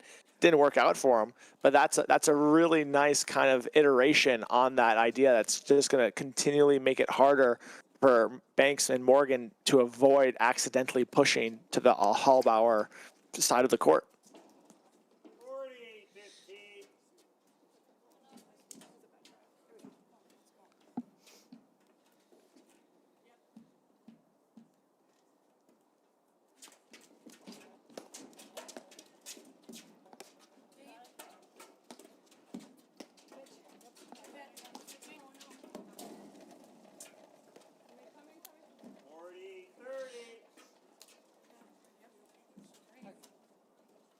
I think early on in the third set, too, this is an important game for Banks and Morgan. You know, they haven't held serve for a while. You know, so for them to get an early hold in this third set could give them some confidence. And There you go. They held to take a 2-1 lead. Third set.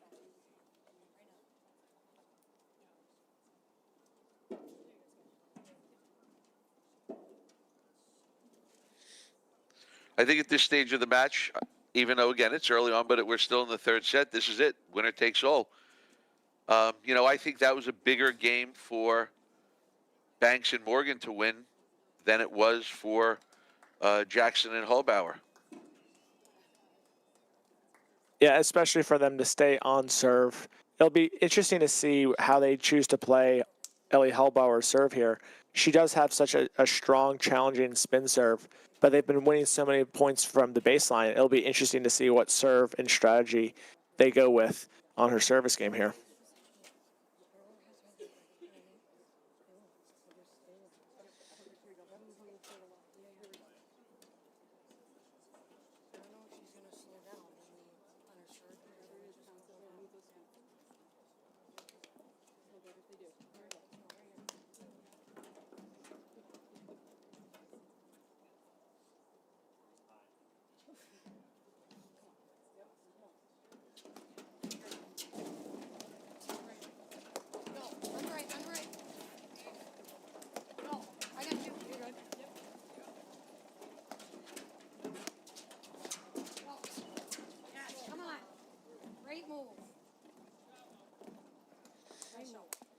Love 15. And just like we were starting to see the Halbauer-Jackson strategy at the baseline be, centered around switching, it looks like the Banks-Morgan strategy at the baseline is centered around Allison Morgan getting a ball to drive and Banks blitzing off of that. So I think it's even though it didn't work for them there, that's one that's been working for them at a pretty high clip that will be important for them to kind of keep implementing as the set goes forward. And I don't think that last play can be a deterrent. How many times is Ellie Halbauer going to take a half volley from the middle of the court and hit a topspin half volley cross-court winner? Exactly. If she does that all match, well, good for her. You give her the title. If she does that for the rest of the match, she has a new fan in me. 30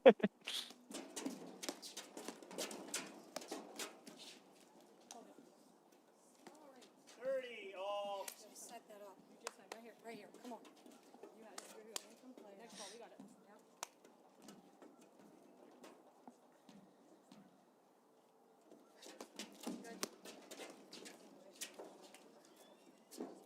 Forty, 30. And that's a take that in isolation I don't mind at all. But as we get closer and closer now to the finish line in this third set, I just think both these teams are going to have to be very judicious about what is our game plan and really sticking to that. Of course, Aubrey Banks has a backhand. I don't mind her swinging it. But in this moment, I would say we're building our baseline offense around let's set up the Allison Morgan attack that I can blitz behind. And just like that, we're at 2-2.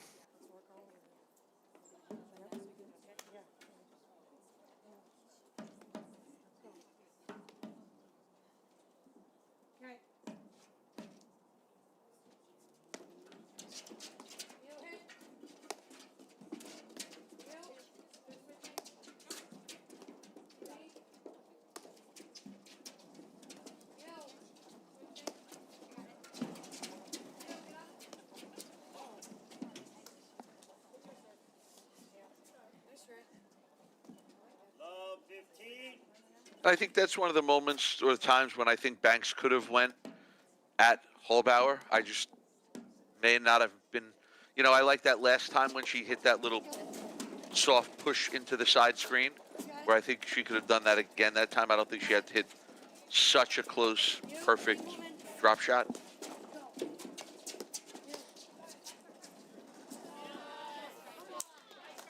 Great playing, Aubrey. 15 Let's go. all. Perfect pace. Let's go. Yep.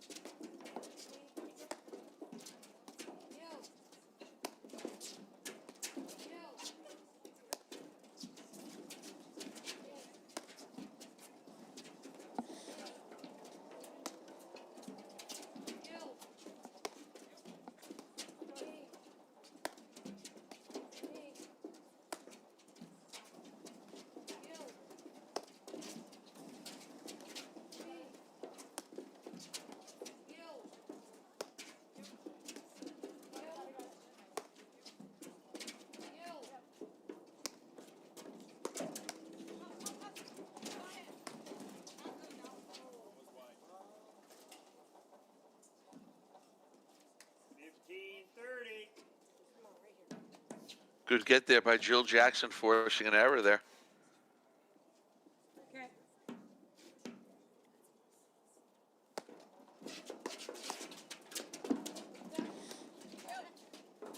You.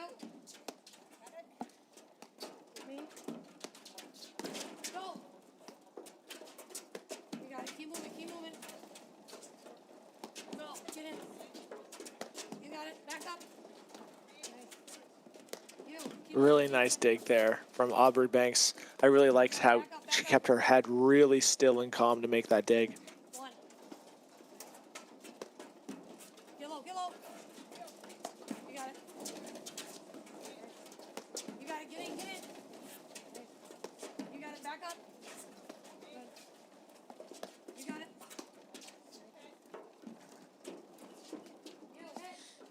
Really good gets in the corner there by Aubrey Banks, and really good lob. And she deserved to win that point, John. She deserved to win that one. She did, and I really liked how she got herself out of trouble by continuing to lob. She didn't feel the pressure of being picked on and 8 shots in, decide to pull the trigger when she was not off balance and not ready. She kept grinding, got a good lob in, got to the net, won the point. And we're totally square at 2-all, 30-all in the third set. Right here, right now. Come on. It's the first missed lob by Jill Jackson in quite some time. In quite some time.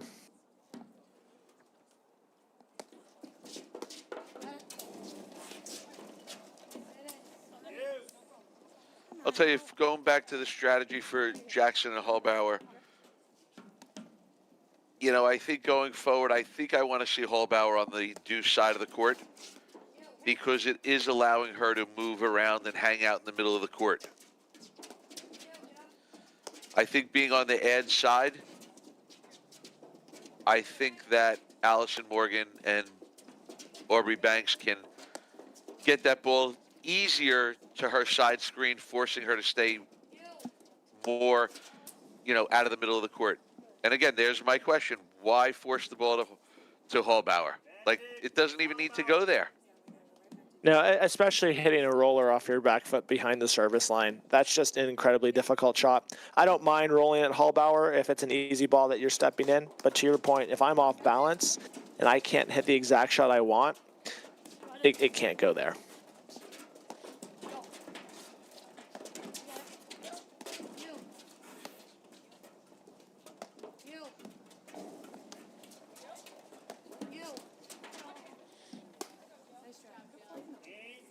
Halbauer Jackson, they lead 3 games to 2. Third set. New ball, ladies.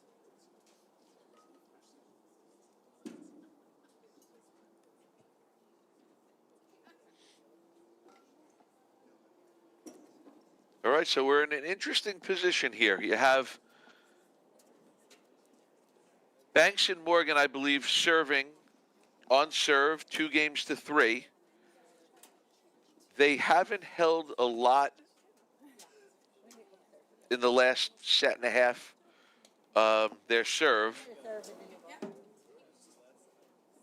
Okay, well, then I guess we don't have to worry about that, because we have Halbauer and Jackson serving at 3 games to 2.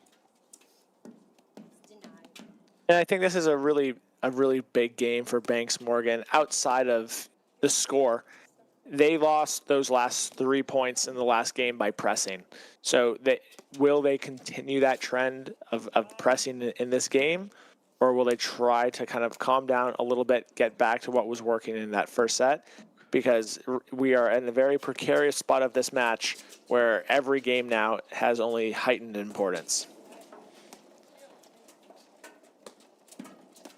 If anyone's interested in my opinion, I think Banks and Morgan have to win this game.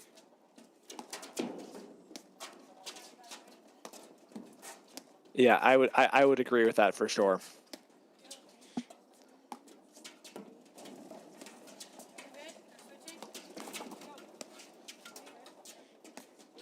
Because if they don't win this game, they're serving 2 games to 4.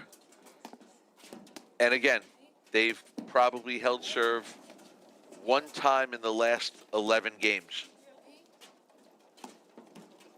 And I'm not saying that they can't, but it's going to be added pressure.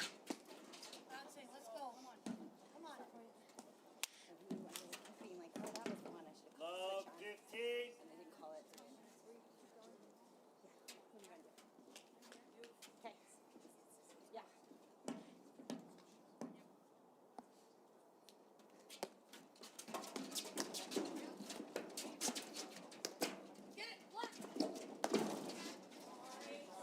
Really nice close there from Elliot Halbauer. Really strong footwork.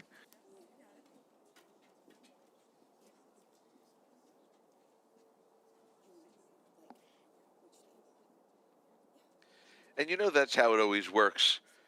You know, Morgan and Banks, they want to break serve right here. They know they need to break serve to get it back to 3-all.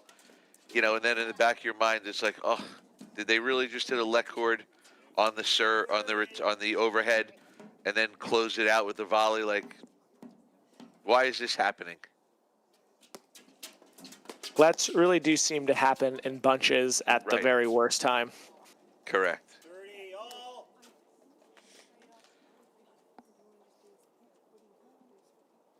You know, and then they did get a fault to go up 15-30, and again, I just think at this moment of the match, that was too quick of a point.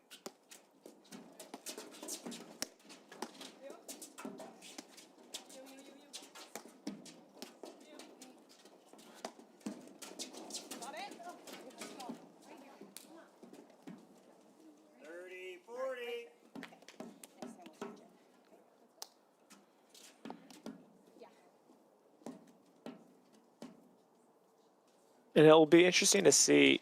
You know, we've now seen 2 Jill Jackson missed lobs in this game, where it feels like we haven't seen one of those in the last 90 minutes. So how that impacts Banks Morgan strategy at the net? Does it enable them to be even calmer and more judicious about just hitting big targets and going where they want, or will they feel like, oh, this is our opening and start to press? And it should be the former, but we will see how it goes. Banks Morgan. All right. 30 all. Third set. John, if Morgan and Banks are able to come back and win this match, I want everyone to remember that game and the break of serve to make it 3-all.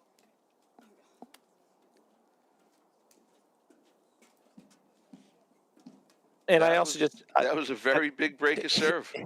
It was a very big break of serve, and I think Jackson missing those 2 lobs gives them hope. I don't think that is going to be the difference one way or another in this match, right? We all miss a couple of shots here and there. But I think it might have reaffirmed for Banks Morgan what they're looking to do, and maybe not be as quick to press when they are in that situation moving forward in the rest of the set, because that seemed to be where the wheels fell off a little bit in the second set. Is, you know, a couple shots into their overhead pattern, they would press a little bit more than they needed to. Well, and again, I think you have to give credit to Jill Jackson, because there was a time where, again, she didn't miss a lob for an hour and a half during this match. And, you know, if you're Banks and Morgan, it had to get into your head of saying, okay, I've got to try to win the point because she's not going to miss. Absolutely.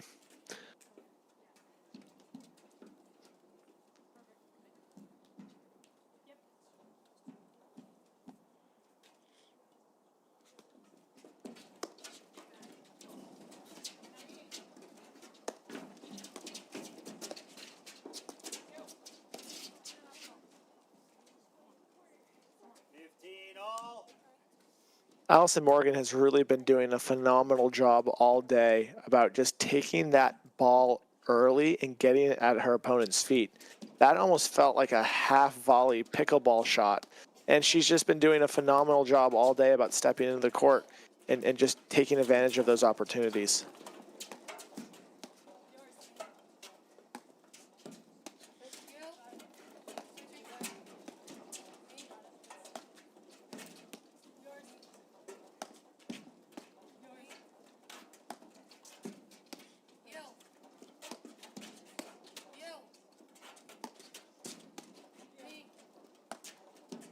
Really nice slow down push overhead from Allison Morgan. Felt like that point was speeding up a little bit. She did a really good job there of resetting the tempo. And to my point earlier, I like this setup for Banks and Morgan. I want to see Morgan hitting a lot of the overheads. And that was both a phenomenal short drive from Ellie Halbauer and an even better over-the-shoulder dig there from Aubrey Banks. Okay, but John, you know I'm going to ask the question. Why did they hit that overhead to Halbauer? You are, and I think this is where I like to Why? live a little bit more dangerously than Why? you do. They hit a heavy roller to her. So, like, I don't... But how did it turn out? Why? Don't I let hear her ya. hurt you. She's already proved she can hurt you. Don't let her.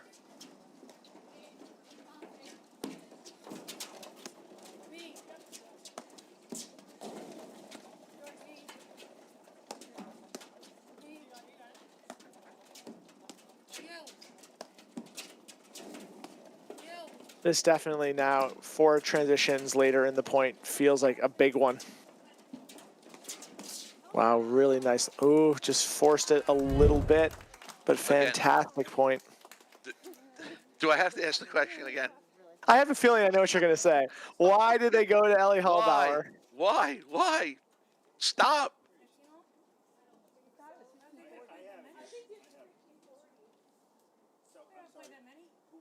They're building her confidence.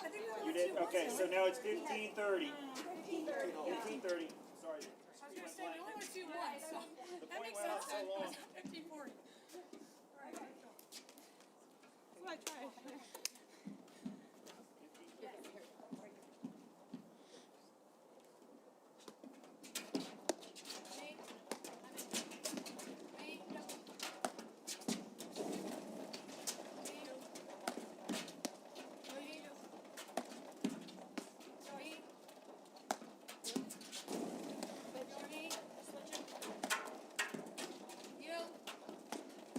And right now, this feels a lot like what we saw from Jill Jackson throughout the entirety of that second set. Is not only are her lobs consistently going in and deep right now, but it's making both Banks and Morgan move for them. And that is just causing a tremendous amount of kind of chaos up at the net, which makes it harder for Morgan and Banks to kind of stick to that strategy of avoiding hitting it to Halbauer, just because of the movement that Jackson is inducing on these lobs. And again, I just want to clarify to everyone that Jill Jackson is playing awesome. And I'm not saying to hit the ball, not to hit it to Halbauer, because Jill Jackson is not playing well. She is playing well, but Halbauer is hurting them. Jill Jackson is setting Halbauer up. And we see that again there, where Jill Jackson did all the work. Halbauer won the point.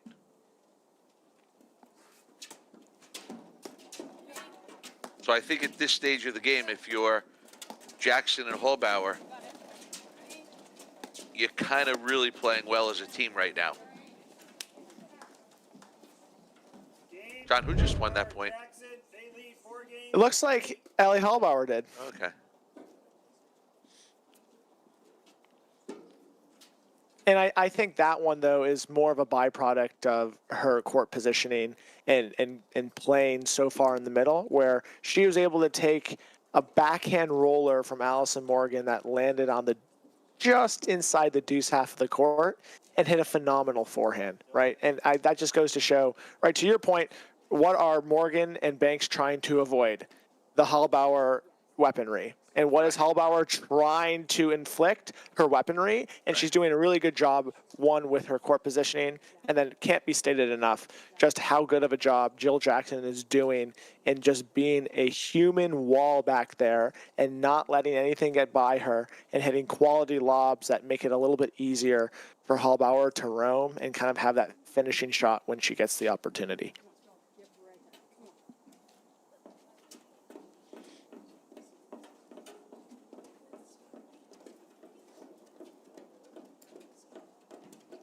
It's, with all that being said, it is still 4-3, and this is very much anybody's match. It just feels like right now, Jackson, Halbauer as a team are just slightly more in sync with what their team strategy is and adhering to it. But that's really been the only difference of the match. It's been a really competitive final. Wow, great dig.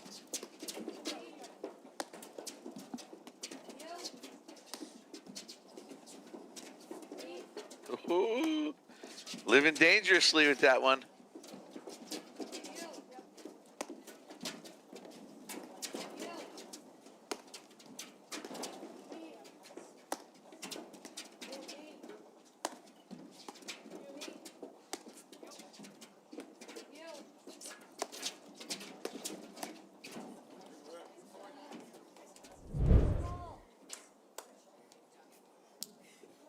Love.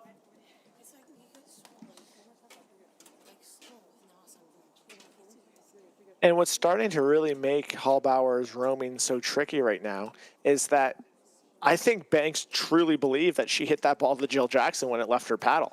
I mean, it was pretty far in the ad side, and allowing her to roam like that makes it harder to kind of communicate with your partner, because you are truly thinking that you are doing one thing and the other thing is happening.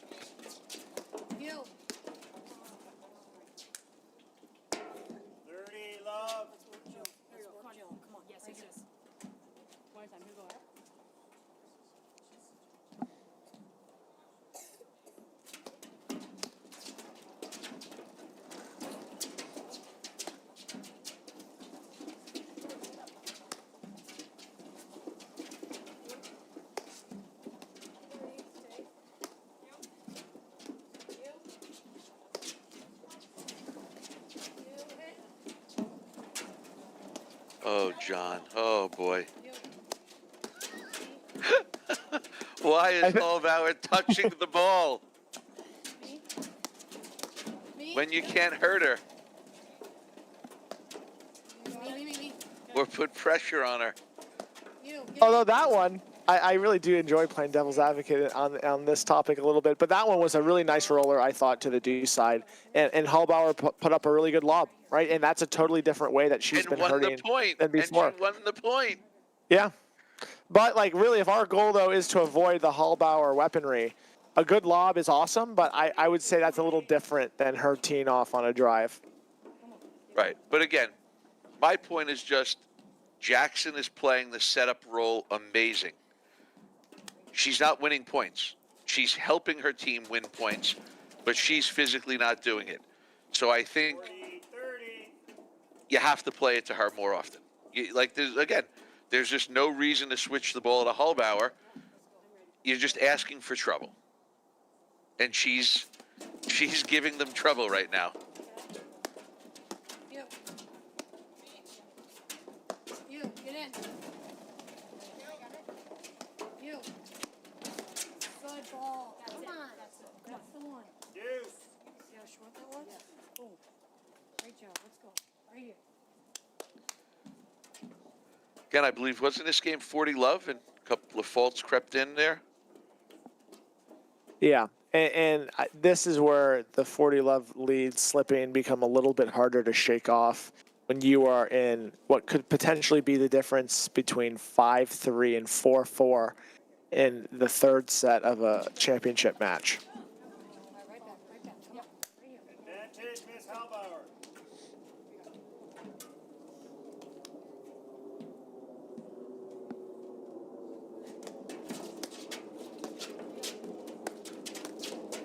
Really good serve there.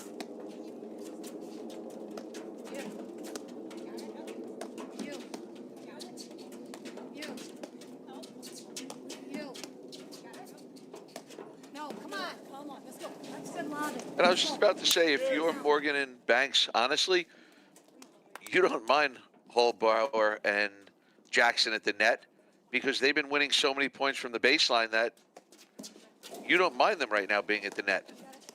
No, not at all. Especially right now, if you're looking to play a point at your tempo, I think it's way easier right now for Banks Morgan to control the tempo from the baseline.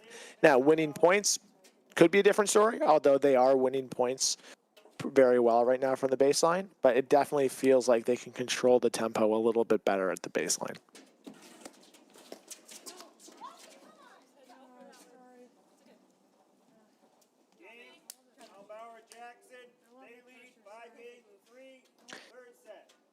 And that's a tough miss there because Banks looked like she had a really good read on taking that ball out of the air, and she heard Allison Morgan say no because that ball was probably sailing long, and that caused her to pull off just enough that she missed the volley. And all of a sudden, we are at 5-3 with Halbauer Jackson in the lead in the third set. Love 15. And just as a note for the viewers at home, upon conclusion of this match, tournament director Anthony McPherson will be doing an on-court interview with both the winners. So be sure to stick around after the final point to catch that interview.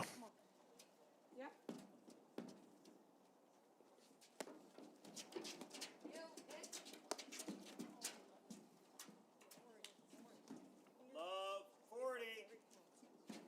It's 2 overhead mistakes in this game.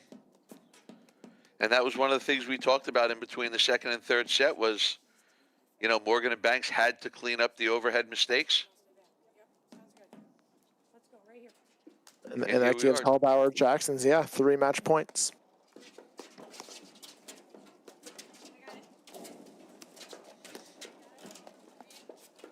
You got it. 2. You got it. Block. Me. It's up. You. Get in. Let's go. Let's go. 15, 40. Very nice. Okay.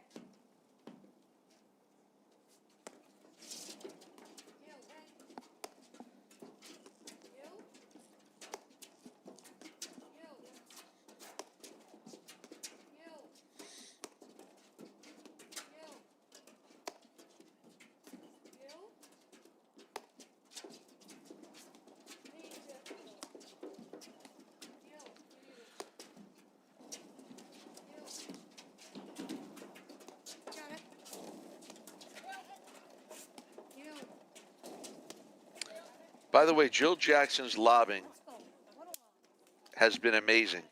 30, 40. Do you see how deep she's getting those lobs? 2-3 feet past the service line.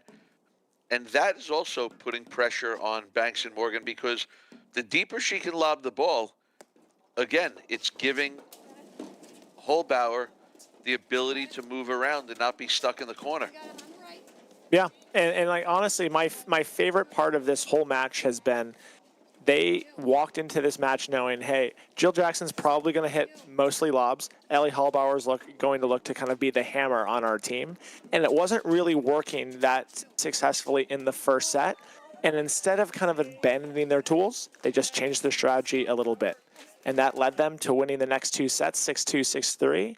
And them and Ellie Halbauer and Jill Jackson winning this year's Medinah Cup. Yeah, and I think, you know, it was a good and long match. Again, I think the play for 2 different reasons, but whether it was Jill Jackson or Ellie Halbauer, you know, both of their play changed after the first set.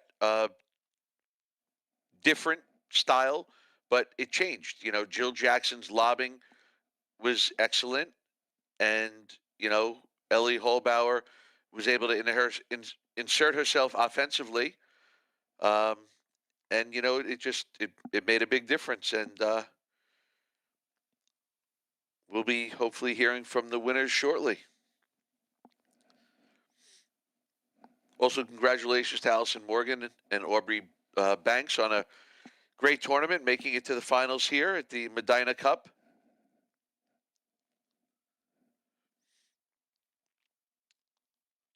Also, John, for everybody out there, they should stay tuned or tune back in tomorrow morning for the men's final, which will take place right here.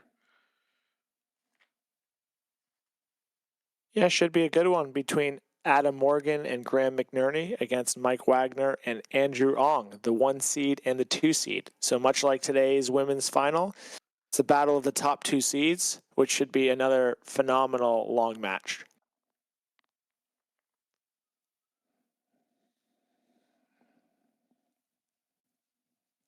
And it looks like Tournament Director Anthony McPherson is on the court, microphone in hand and pointing towards the camera. So the interview should be starting shortly. As am I. I'm gonna grab some food and then maybe a beer and then I'm out. We ran out. You're out of beer. Oh, don't even kid. You're buying me a whistle pig. That's right.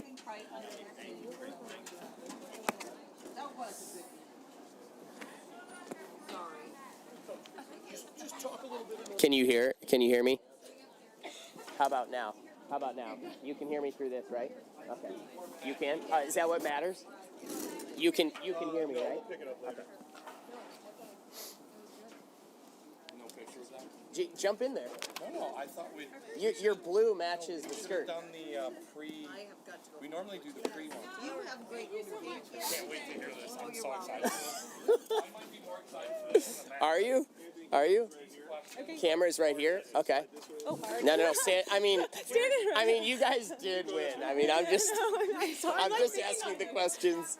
Where are we standing? Right? Is this good? You want to be close to the camera? You can talk. No, I don't. I want you to be closer to the camera. Well, I think that's good. All right. Are we good? Good? Okay. All right. Congratulations on making the finals this year. I know last year you guys lost in the semis, right? Yes. So how's that feel? Great. Awesome. Good? I mean, we've been working hard together, so it's just nice to see it. Yeah. I mean, together. it was awesome to see you guys. I remember seeing you guys last year for the first time. Was that your first year playing? I think it was like the end of the first year, really. Yeah. Yeah, she played her first one in January of that year. It was crazy. That's awesome. Okay. Yeah. All right. So after playing 1 year, what has been the biggest difference in you guys as a team? We've switched. We switched both sides. I feel like that's a big change.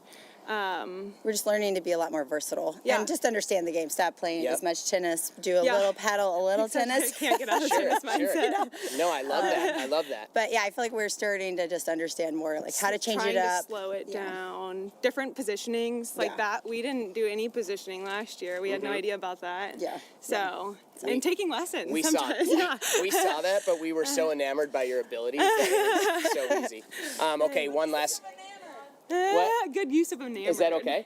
Oh, okay. All right. They were Anyway, bragging on you. Yeah, the thesaurus over here. Anyhow, the other thing is, you guys mentioned the transitions. When you guys are transitioning, I noticed you guys were switching no matter what on the transition.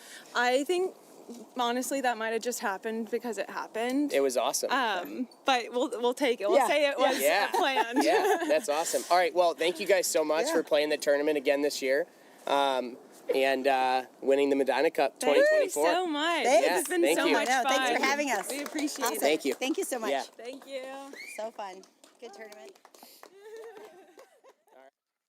All right, John, before we say goodbye, just what are your final thoughts on the match and what do you think happened out there today? I just think it's a really good reminder for club players is that sometimes instead of changing what you're doing in terms of should you hit more drives or more lobs, sometimes the answer is how can we just change our positioning to put ourselves in a better spot to have success. And I thought that was really the difference in the match is after that first set, Halbauer Jackson kind of changed how they went about playing from the baseline, a little bit more switches, but still kept that same ethos of Jackson lobbing, Halbauer driving, and that took them to the championship, winning in 3 sets. So I thought it was a phenomenal final. Yeah, no, and I agree 100%. And, I thought the big thing was obviously both teams had a plan. I just think in the long run that Jackson and Halbauer, they stuck to their plan for the entire night. I thought Morgan and Banks forced a couple of shots trying to go a little bit away from their plan. But I think ultimately at the end, the overhead mistakes kind of cost them winning that match tonight in the finals here at the Medinah Cup. So that's a wrap from the Medinah Cup Women's Final. We'll see you tomorrow morning at 10 a.m. Central Standard Time, 11 a.m. Eastern Time for the men's final of the Medinah Cup.